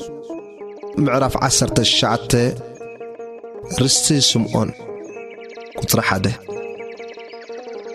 اتكالاي عج دمان سمعون ننجد دك سمعون ككم عليتم وصلهم اترستم كا اماكل رست دك يهودا نبره ابرستم زخونا خا بئر شبعان شبان ملادن حصور شعالن بالان اصمون التولادن بتولن حرمان بيغلاغن بيت ماركوبوتن حصور سوسان بيت لابوتن شرحينن 13 كتما مسعدتاتن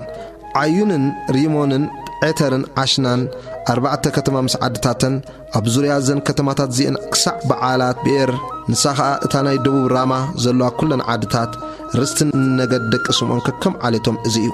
رست دك سمون كاب غدا دك يهودا هونه غدا دك يهودا ناتاتم انبزا غفيحوم نبرمو سلازي دك سمون اماكل رست اتياتم ترستيو رست زابلون قطر 10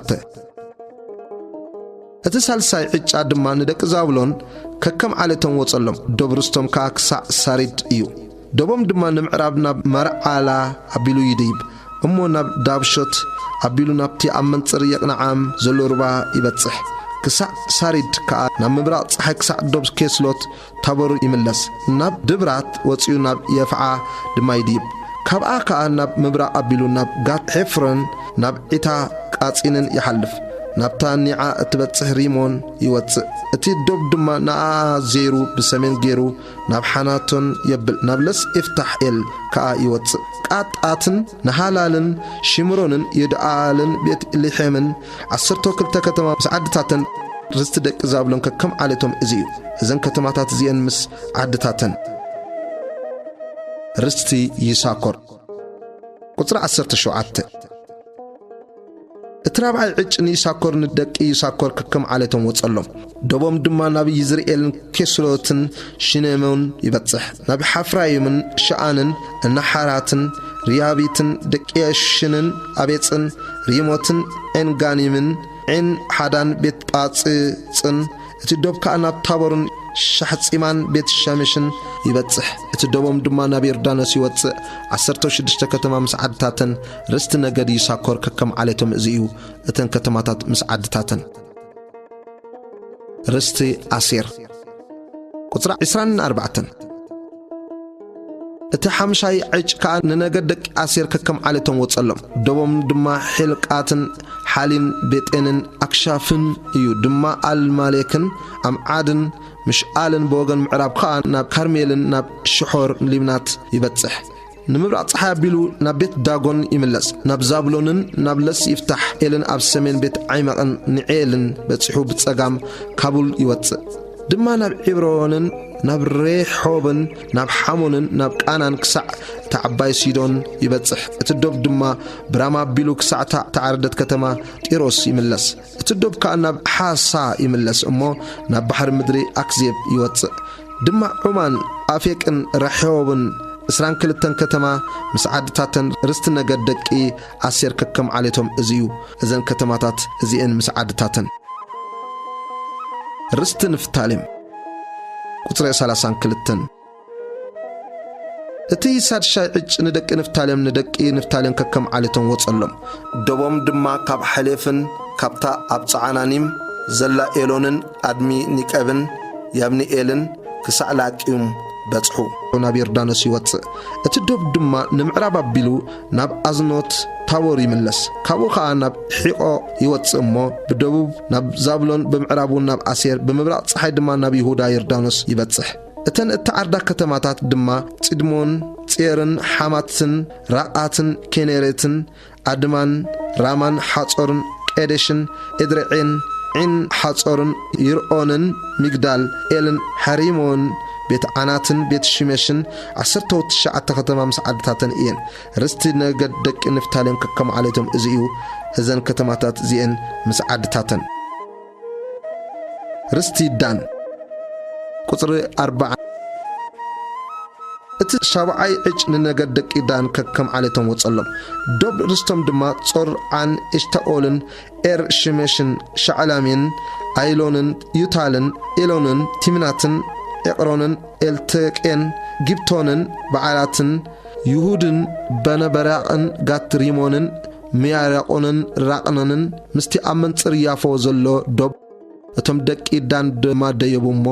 ንለሽዮም ተዋጊኦም ሓዝዋ ብስሕለት ሴፍ ከዓ ኣጥፍእዋ ወሪሶም ድማ ተቐመጥዋ እሞ ዶብ ደቂ ዳን ካብ ናቶም ሓሊፉ ወፀ ንለሽም ከዓ ከም ስም ኣቦኦም ዳን ኢሎም ሰመይዋ ርስቲ ነገድ ደቂ ዳን ከከም ዓለቶም እዚዩ እዘን ከተማታት እዚአን ምስ ዓድታተን ርስቲ ኢያሱ ቁጥሪ 49 ነታ ምድሪ ብዶብ ነርስቲ ምስተማቐልዋ ከዓ ደቂ እስራኤልን ኢያሱ ወድነውየ ኣብ ማእከሎም ርስቲ ሃብዎ ከም ትእዛዝ እግዚኣብሔር እታ ዝደልያ ኣብ ከረን ኤፍሬም ዘላ ከተማ ቲምናት ሲራ ሃብዎ ነታ ከተማ ሰርሓ ኣብኣ ድማ ተቐመጠ ቁጥሪ 51 እቲ ካህን አልዓዛርን ኢያሱ ወድነውየን ዋናታት ማይ ቤት ኣቦታት ነገዳት ደቂ እስራኤልን ኣብ ሺሎ ኣብ ቅድሚ እግዚኣብሔር ኣብ ደገ ድንኳን ምርኻብ ኮይኖም ብዕጭ ዝመቐልዎ ርስትታት እዚ እዩ ምምቃል እታ ምድሪ ከዓ ወድኡ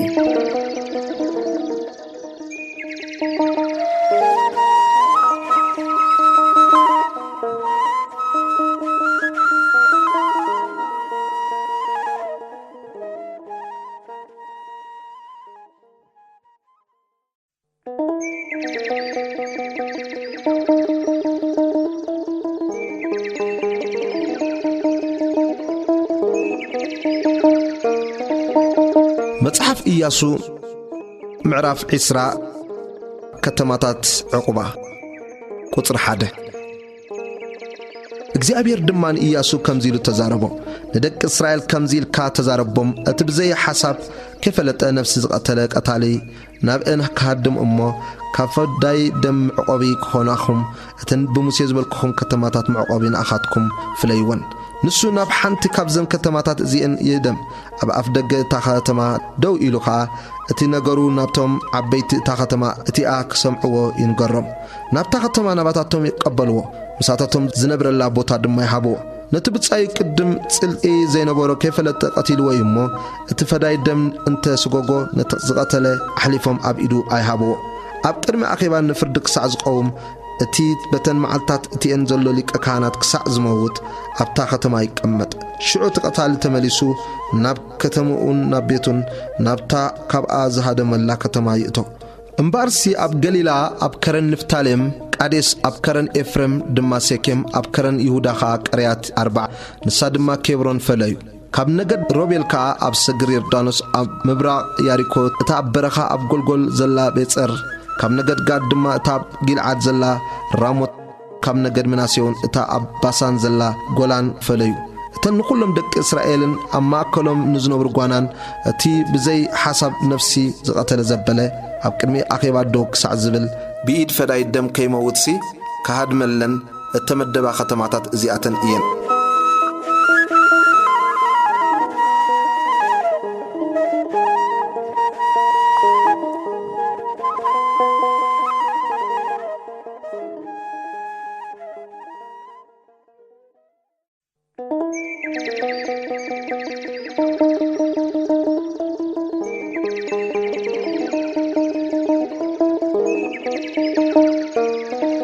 መጽሐፍ ኢያሱ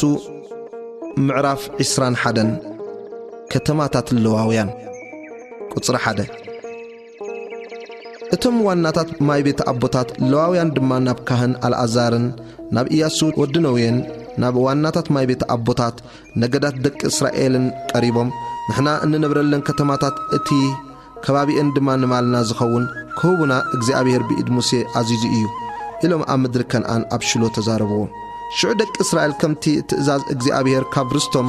زن كتماتات زين ممس كابئن نلواويان حبوهم نعالتات قهاتاويان كاعج وصلهم نتون كاب لواويان زنبورو دك كهان أرون كاب نجد يهودان كاب نجد سمعوناويان كاب نجد بنيامن بعج 13 كتما بصحم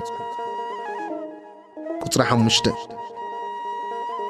نتوم زترف دك كهاد دما كاب عالتات نجد إفريمن كاب نجد دانن كاب فرقا نجد مناسين بعج 10 كتما بصحم لدك جرشن كاب عالتات نجد إساكورن كاب نجد أسيرن كاب نجد نفتاليمن كاب فرقا نجد مناسين أباسان بعج 13 كتما بصحم لدك مراريد ككم عالتهم كاب نجد روبيلن كاب نجد غادن كاب نجد زابلونن 10 كلتا كتما بصحم دك إسرائيل كاكم እግዚአብሔር بإيد موسى زعززو زن كتماتات زين ممس كبابي ان لواويان بعج حبو قطرت شعته كم نجد دك يهودان كم نجد دك سمعونن دما ازن بسمن التسميع كتماتات حبو نتوم كاب دك إلوي كاب عالتات قهاتاويان زنبورو دك آرون قدام عج ناتوم نبرمو ناتاتوم كونه أبكرن يهودا دما قريات 4 أبا عنا نساخا كيبرون مستي أبزوري أزلو كبابي حبو قرهو تا كتمان أقشاتان قنان نكالب وديافنه رستي حبو قطري 13 لدكي كهان أرون كا اتا ختما معقوبي قتالي كيبرون مسكبابيان ليبنا مسكبابيان حبو ياتير مسكبابيان اجتماع مسكبابيان حالون مسكبابيان ديبور مسكبابيان عين مسكبابيان يطاح مسكبابيان بيت الشمش دما مسكبابيان كابزوم كلتا نجد ازيوم 9 ختما كاب نجد بنيام دما جيبعون مسكبابيان جيبع مسكبابيان عناتوت مسكبابيان علمون كاب مسكبابيان 4 كتما كلن كتماتات اتوم كهانات دك آرون 13 كتماتات ممس كبابيان قطر عسرة نتوم عالتات دقيقات إلواويان اتوم زترفو دقيقات دما كتماتات عجوم كاب نجد إفريم بصحم اتاب كرن إفريم زلا كتما معقبي قتالي سيكم مسكابيان جيزر مسكابيان قوب صايم مسكابيان بيت حارون مسكابيان دما 4 كتما حبوم كاب نجد دانكا التقي مسكابيان جيبتون دما مسكابيان آيالون مسكابيان غات ريمون كا مسكابيان 4 ختما كفرق نجد مناسي تعناك مسكابيان غات ريمون ون مسكابيان كلتا ختما نايتوم كاب دقيق هاز ترفو عالتات كلن كتماتات من مسكابيان 10 إيين قطري 27 نتوم كاب عالتات لواويان دقي جرشون كا كفرق نجد مناسي اتا باسان زلا كتما معقوبي قتالي غولان مسكابيان بيت عشترا مسكابيان كلتا ختما كاب نجد يساكور دما كيشيون مسكابيان ديبارات مسكابيان يارموت مسكابيان عين غانيم مسكابيان 4 كتما كاب نجد أسير كا مشقال مسكابيان عبدون مسكابيان حلقات مسكابيان ريحاب مسكابيان 4 ختما كاب نجد نفتاليم دما اتام كتما معقوبي قتالي قادس أب قليلا مسكابيان حمود دور مسكابيان أرتان مسكابيان 3 ختما كلن كتماتات قرشناويان ككم عليتم 13 كتما من مسكابيان حبوهم قطر 34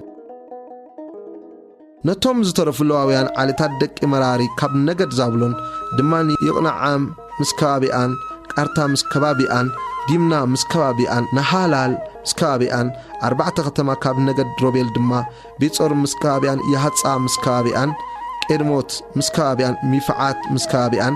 4 كتما كاب نجد قاد دما تختما معقوب قتالي راموت أب جلعاد مسكابيان مهانايم مسكابيان حسبون مسكابيان يعزير مسكابيان كلن 4 ختما كلن زن كتماتات زين نايتوم كاب عالتات لواويان زترفو دك إمراري ككم عالتوم إين عجوم كا 10 وكلتا كتما إين قطري 41 اتن أما أكل رست دك إسرائيل زلوا كلن كتماتات لواويان 48 كتما من مسكبابي إين زن كتماتات زين نن كتما أبزوريا كبابي نبرا كلن زن كتماتات زين كم نبرا قطري 43 እግዚአብሔር እታ ነቦታቶም ክህቦም ዝመሓለሎም ኩላ ምድሪ ንደቂ እስራኤል ሃቦም ወሪሶም ተቐመጥዋ እግዚአብሔር ድማ ከምቲ ኩሉ ነቦታቶም ዝመሓለሎም ብኩሉ ዙርያኦም አዕረፎም ካብ ኩሎም ጸላእቶም ሓደ ሰብ እኳ ኣብ ቅድሚኦም ደው ኣይበለን እግዚአብሔር ኩሎም ጸላእቶም ኣብ ኢዶም ሃቦም ካብቲ እግዚአብሔር ንቤት እስራኤል እተዛረቦ ኩሉ ጽቡቕ ነገር ገለ ቃል እኳ ኣይወደቐን ኩሉ ደኣ ተፈጸመ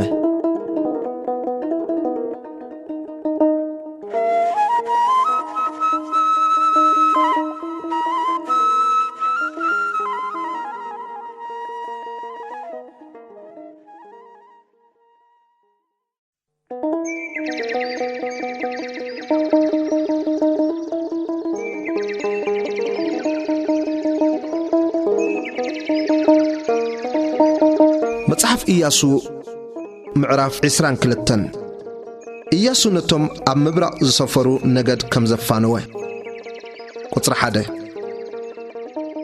ሽዑ ኢያሱ ንሮበላውያንን ንጋዳውያንን ንፈረቃ ነገድ ምናስየን ጸውዖም በሎም ድማ ንስኻትኩም እቲ ሙሴ ባርያ እግዚአብሔር ዝኣዘዘኩም ኩሉ ሓሊኹም ኢኹም እቲ ዝኣዘዝኩም ኩሉ ቃለዩን ሰማዕኩም ንስኻትኩም በዘን ብዙሓት መዓልታት ክሳዕዛ መዓልቲ እዚኣ ንሕዋትኩም ኣሓደኩምዎምን እቲ ናይ እግዚአብሔር ኣምላክኩም ናይ ትእዛዙ ነገር ደኣ ሓለኹም ሕጂ ድማ እግዚአብሔር ኣምላክኩም ንሕዋትኩም ከምቲ እተዛረቦም ኣዕሪፍዎም እዩ እሞ ሕጂ ድማ ተመሊስኩም ናብ ድንኳናትኩም ናብታ ሙሴ ባርያ እግዚአብሔር ኣብ ስግር ዮርዳኖስ ዝሃበኩም ናብ ምድሪ ርስትኹም ኪዱ ሓንቲ ሰቲ ሙሴ ባርያ እግዚአብሔር ዝኣዘዘኩም ትእዛዝን ሕግን ክትገብሩ ንእግዚአብሔር ኣምላክኩም ክትፈትውዎ ብኩሉ መገድታቱ ክትከዱ ትእዛዛቱ ድማ ክትሕልው ናብኡን ክትለግቡ ብኩሉ ልብኹምን ብኩሉ ነፍስኹም ከዓ ከተገልግልዎ ኣዝኹም ተጠንቀቁ ኢያሱ ድማ መሪቁ ኣፋነዎም ናብ ድንኳናቶም ከኣከዱ ቁጥሪ 7 ንፈረቃ ነገድ ምናሴ ሙሴ ኣባሳን ርስቲ ሂብዎ ነበረ ነቲ ፈረቃው ኢያሱ ኣብ ስግር ዮርዳኖስ ኣብ ወገን ምዕራብ ኣብ መንጎ ኣሕዋቶም ሃቦም ኢያሱ ናብ ድንኳናቶም ክሰዶም ከሎ መረቆም ምስ ብዙሕ ሓብቲ ምስ ኣዝዩ ብዙሕ ማል ድማ ብሩርን ምስ ወርቅን ምስ ኣስራዝን ምስ ሓጺንን ምስ ኣዝዩ ብዙሕ ክዳውንቱን ናብ ድንኳናትኩም ተመለሱ ነቲ ምርኮ ጸላእትኩም ከዓ ምስ ኣሕዋትኩም ተማቐልዎ ኢሉ ድማ ተዛረቦም ቁጥሪ 9 ደቂ ሮቤልን ደቂ ጋድን ፈረቃ ነገድ ምናሴን ተመሊሶም ናብ ምድሪ ጊልዓድ ናብታ ብትእዛዝ እግዚአብሔር ብኢድ ሙሴ ተረስተይዋ ምድሪ ርስቶም ክኸዱ ካብ ደቂ እስራኤል ካብታ ኣብ ምድሪ ከነዓን ዘላ ሽሎ ነቐሉ ደቂ ሮቤልን ደቂ ጋድን ፈረቃ ነገድ ምናሴን ናብቲ ከባቢ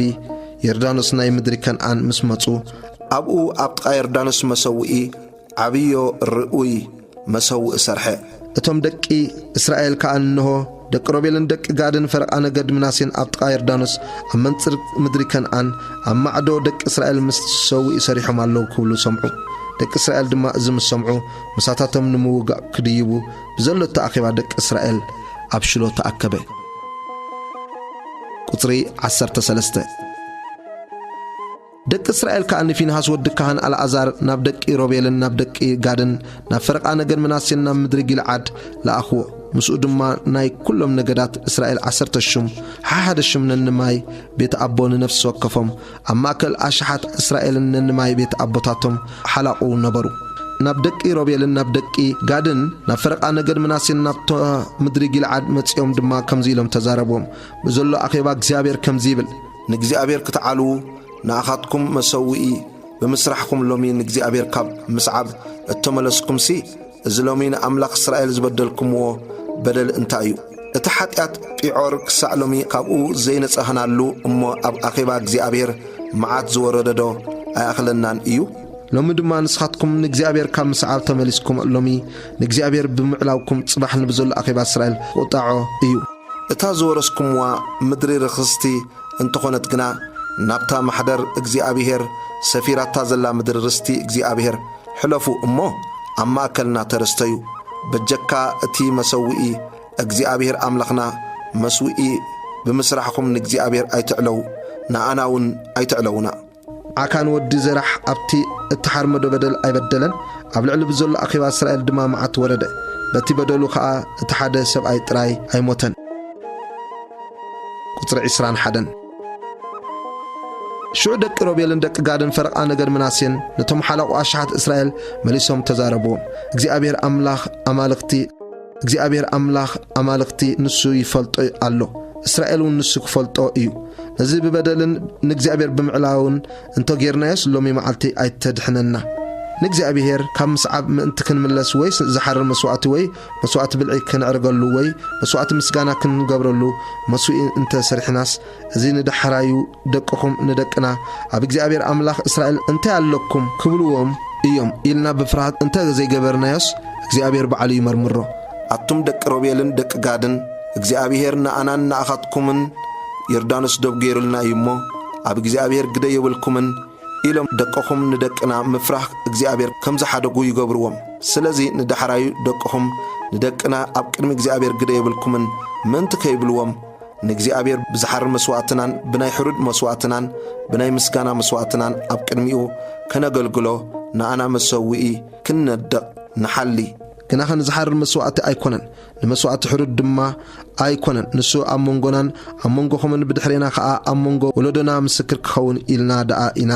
ስለዚ ንድሕራዩ ንኣናን ወለዶናን ከምዚ ምስ ዝብሉ ነቲ ኣቦታትና ዝገበሮ ምስሊ መስዊኢ እግዚአብሔር ረአዩ ንሱ ንዝሓርር መስዋዕቲ ኣይኮነን ንመስዋዕቲ ሕሩድ እውን ኣይኮነን ኣብ መንጎናን ኣብ መንጎኹም ደኣ ምስክር እዩ ንብሎም በልና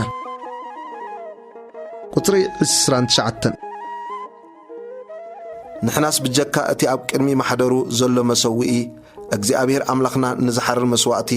ወይ ንመስዋዕቲ ብልዕን ንመስዋዕቲ ሕሩድን መሰዊኢ ብምስራሕና ካብ እግዚአብሔር ምዕላውን ሎሚ ንእግዚአብሔር ካብ ምስዓብ ምምላስ ስንሲ ካባና ይርሓቕ ቁጥሪ 30 ሽዑ ካህን ፊንሃስ እቶም ምስኡ ዝነበሩ ሽማምንቲ ኣኼባን እቶም ሓለቑ ሸሓት እስራኤልን እቲ ደቂ ሮቤልን ደቂ ጋድን ደቂ ምናሴን እተዛረቦ ነገር ምስ ሰምዑ ጽቡቕ ኮይኑ ተራእዮም ፊንሃስ ወዲ ካህን አልዓዛር ድማ ንደቂ ሮቤልን ንደቂ ጋድን ንደቂ ምናሴን እዚ በደል እዚ ንእግዚአብሔር ኣይበደልኩምዎን እሞ እግዚአብሔር ኣብ ማእከልና ከም ዘሎ ሎሚ ፈለጥና ሕጂ ንደቂ እስራኤል ካብ ኢድ እግዚአብሔር ኣድሓንኩምዎ በሎም ቁጥር 32 ሽዑ ፊንሃስ ወዲ ካህን አልዓዛር እቶም ሽማምንትን ካብ ደቂ ሮቤልን ካብ ደቂ ጋድን ካብ ምድሪ ጊልዓድ ናብ ምድሪ ከነኣን ናብ ደቂ እስራኤል ተመልሱ እቲ ነገሩ ድማ መለስሎም እቲ ነገሩ ከዓ ንደቂ እስራኤል ጽቡቕ ኮይኑ ተራእዮም እሞ ደቂ እስራኤል ንኣምላኽ ኣመስገንዎ ድሕርቲ ከዓ ነታ ደቂ ሮቤልን ደቂ ጋድን ዝነብርዋ ምድሪ ከጥፍእዋ ክንዋጋእ ንደይቦም ኢሎም ኣይተዛረቡን ደቂ ሮቤልን ደቂ ጋድን ድማ ነቲ መሰዊኢ ዒድ ኢሎም ሰመይዎ ከመይስ ንሱ እግዚአብሔርስ ኣምላኽ ከም ዝኾነ ኣብ መንጎና ምስክር እዩ በሉ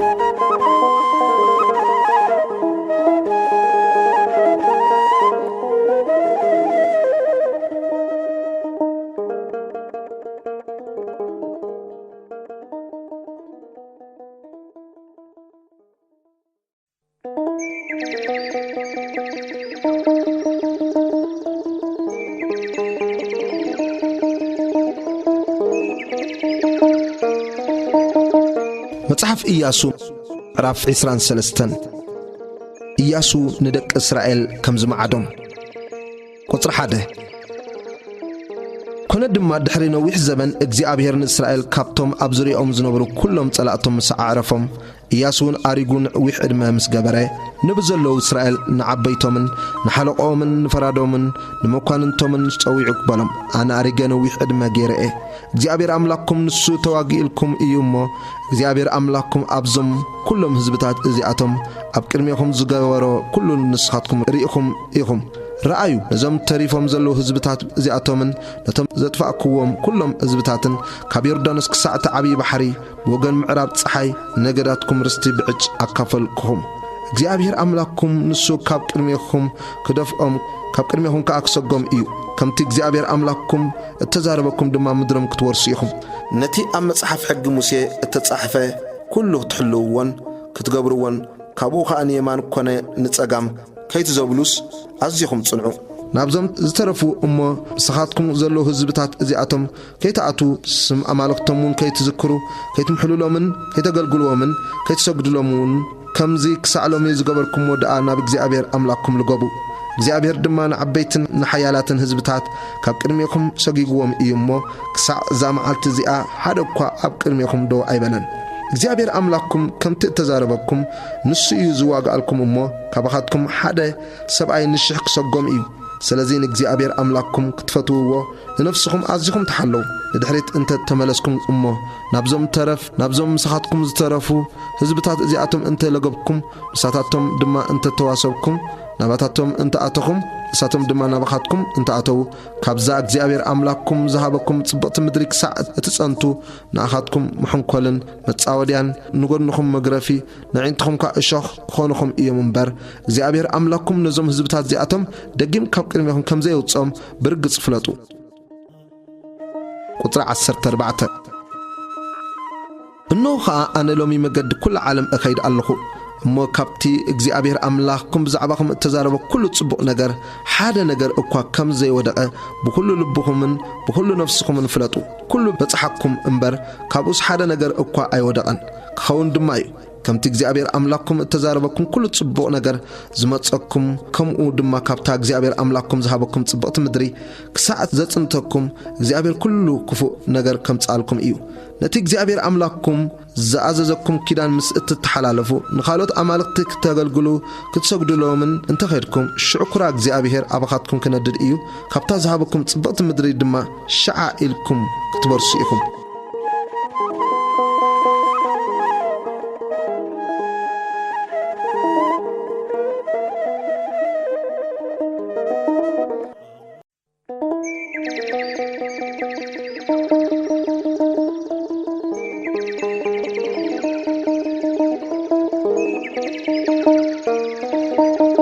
مصحف إياسو معراف 24 كيدان أبسكيم كمستحدث قطر حده إياسو دمان كلهم نقدات إسرائيل أبسكيم أكبم نتوم عبيت إسرائيل نحلقوا من نفرادوا من نمكوان انتو من كأتصوعهم أبكد ما أملاك كأقربو إياسو دمان بزول هزبي بولو እግዚአብሔር أملاك إسرائيل كم زيبل كابت انتي أبوتاتكم ترى أبو أبراهامن أبو نهارن أبكني وروبا يقومتو نبرو نخالوت أمالك تدما يقلقلو نبرو نبوهم أبراهام كابكني وروبا وسيده أب كل مدري كان أن مرحقو زرؤون أبزحقو يساق هابكو يساق دما يعقوبن إيساون هابكو نيساو كرن سعير كريستيا هابكو يعقوبن دقون دما ناب قبص وردو نموسين نأرونن لإخا نقبص كمتي أماكلا زقبركو غيري وقعقوا دحرتي دما أوصاقوكم نبطاتكم كاب قبص أوصاقوهم نبحر دما بصحكم اتم قبصاوያን نبطاتكم بسرقلاتاتن بفرسن كسع بحر إريترا سقوقوهم ناب እግዚአብሔር مستمهللو أب منغوخمن أب منغو قبصاوያን ጸልማት ገበረ እቲ بحر نابعليهم سديدو دفنهم እቲ ንግብፃውያን ዝገበርኮ ከዓ ዓይንትኩም ሪኤናኦ ኣብ በረኻ ድማ ነዊሕ ዘመን ነበርኩም ቁጥር 8 ናብ ምድሪ እቶም ኣብ ስግር ዮርዳኖስ ዝነበሩ ኣመራውያን ኣእተኹም ንሳቶም ድማ ተዋግኡኹም ኣነ ከዓ ንኣታቶም ኣብ ኢድኩም ሃብኩኹም ምድሮም ድማ ወረስኩም ካብ ቅድሚኹም እውን ኣጥፋእኩዎም ሽዑ ድማ ባላቅ ወዲ ፂጶር ንጉስ ሞዓብ تنسيو إسرائيل تواقعهم نبلعن ودي بيعور دما من تكرغمكم ليخو تصوعوا أنا قنا نبلعن كسمعوا عيفتهم سلازي نسوس أتصبقوا دعا بارخوكم كاب إيدو خاء أدحنكم نيردان استساقيركم دما نبياريكو متساقم أمو السبياريكون أمراويانن فرزاويانن كان أناويانن حيتاويانن قرقساويانن هاويانن يبساويانن دما تواقعهم أنا خاء نأتاتهم أبئدكم هابكم نتم كلتا نقستات أمراويان دما كاب قدميكم زسقوم عقوتا قدميكم سددكم امبر بسيفخان بقستخان ايكونن زي صار كلا مدرن زيندكم وان كتماتات حبكم اب انكا تنبرو اللهم كاب زي تخلكم وينتاتن اوال عندما تبلعوا اللهم حجخا ان እግዚአብሔር فرهو بفصمنان بامنتن اغلغلو نتوم ابكن يوربان اب ግብጽን አቦታትኩም ዘገልግሉዎም ዝነበሩ አማልክቲ አግልስዎም ንእግዚአብሔር ድማ አገልግልዎ እግዚአብሔር ምግልጋል ክፉእ ኮይኑ እንተ ተራእየኩም ሲ ነመን ከም ተገልግሉ ነቶም አቦታትኩም አብክን የውሩባ ዘገልግልዎም ዝነበሩ አማልክቲ ወያ አማልክቲ ናይቶም ንስኻትኩም አምድሮም እትነብሩ ዘለኹም አምራውያን ሎሚ ሕረይ አነን ቤቴን ግና ንእግዚአብሔር ኢና እንገልግል ቁጥር 16 شعوت هزبي ملسة بلون اتين انا نبوتاتنا كام مدر قبصي كابيت بارن زديبنا زي عبيت تأمرات زي خاء اب كرمي اعينتنا زقبره اب كل زخرنايو مقدن ابتم بما اكلهم زحلفنا كلهم هزبتاتن زحلونا نسو እግዚአብሔር أملخنا أيومو نግዚአብሔር حديقنا نخالوت أمالختي مقلقالسي كابانا يرحق እግዚአብሔር نزوم هزبتات زيهم كلهم نتم أبزا هجر زنبرو أمراويان كاب كلمينا سوغيغوهم إيو نسو أملخنا أيومو نحنا خا نግዚአብሔር نقلقلو بسرعة سرتت شعته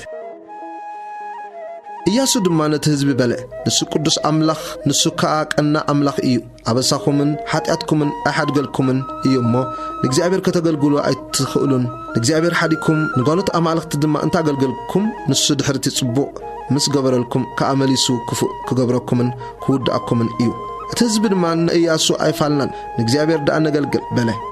إياسو خانتهم هزبي نسخاتكم نግዚአብሔር كتقلقلو إلكم كم زحرخمون نسخاتكم نرأسكم مسكر إيكم بلوم نساتهم دما مسكر إنا بلو مبقار حجسنتهم أما أكلكم زلو قوانوت أمالقتي أقلسوهم أما لبكم نابي እግዚአብሔር أملاخ إسرائيل عبلكم أغنعو توم هزبي دما نإياسو نግዚአብሔር أملاخنا نقلقل قالو خان سمع بلو قصر عسران حمشتن إياسو دما بتام عالتتيا مستهزب كيدان أتوه حقن فردن كا أب سيكم أقوملو إياسو دما نزنقر إزي كل أب مصحف حقي أملاخ تصحفو عبي امني وسيدو خا أب تحتي إتا أم مقدس እግዚአብሔር زنبرت دواء أقومو إياسو دما نقول تهزبي إنه زمن زي نتي እግዚአብሔር التزاربنا كل قالا سمعي وإي أمو أبانا مسكر كوني سخاتكم من أملاككم من تخيط حدوث أبخاتكم مسكر كون إيبالو شعي إياسو نتهزبي لنفسي وكف ننابرستو سددو إياسو أمدر تسفا كم زموته قصر عسران تشعتن دحرز نجار زيخا أكونا إياسو ودنوية باريا እግዚአብሔር ودي 110 عامت مسكونا موته أبدو برستو أب كرن إفريم أب تاب سمين كرن قاعش زلاتي منات سرح دما قبرو إسرائيل كأب بكل زمن إياسون بكل زمن اتم بدحر إياسو نويح زصنحو أما أتي እግዚአብሔር نإسرائيل زقبر لهم كل قبري زفلتو عبيتن نግዚአብሔር يقلقل نبرا قطري سالسان كلتن اتدك إسرائيل كاب قبطي التمالو عاصم يسيف دما أبتا يعقوب كاب دك يحمر أبو سيكم بميتك استاز عدقا قرات أب سيكم قبرو لدك يسيف دما رستي كونتم قصر سالسان سلستن الأزار ودي أرون دما موته أبتا أب كرن إفرم زلا نودو في ناس اتوهبت أب جيبعا قبرو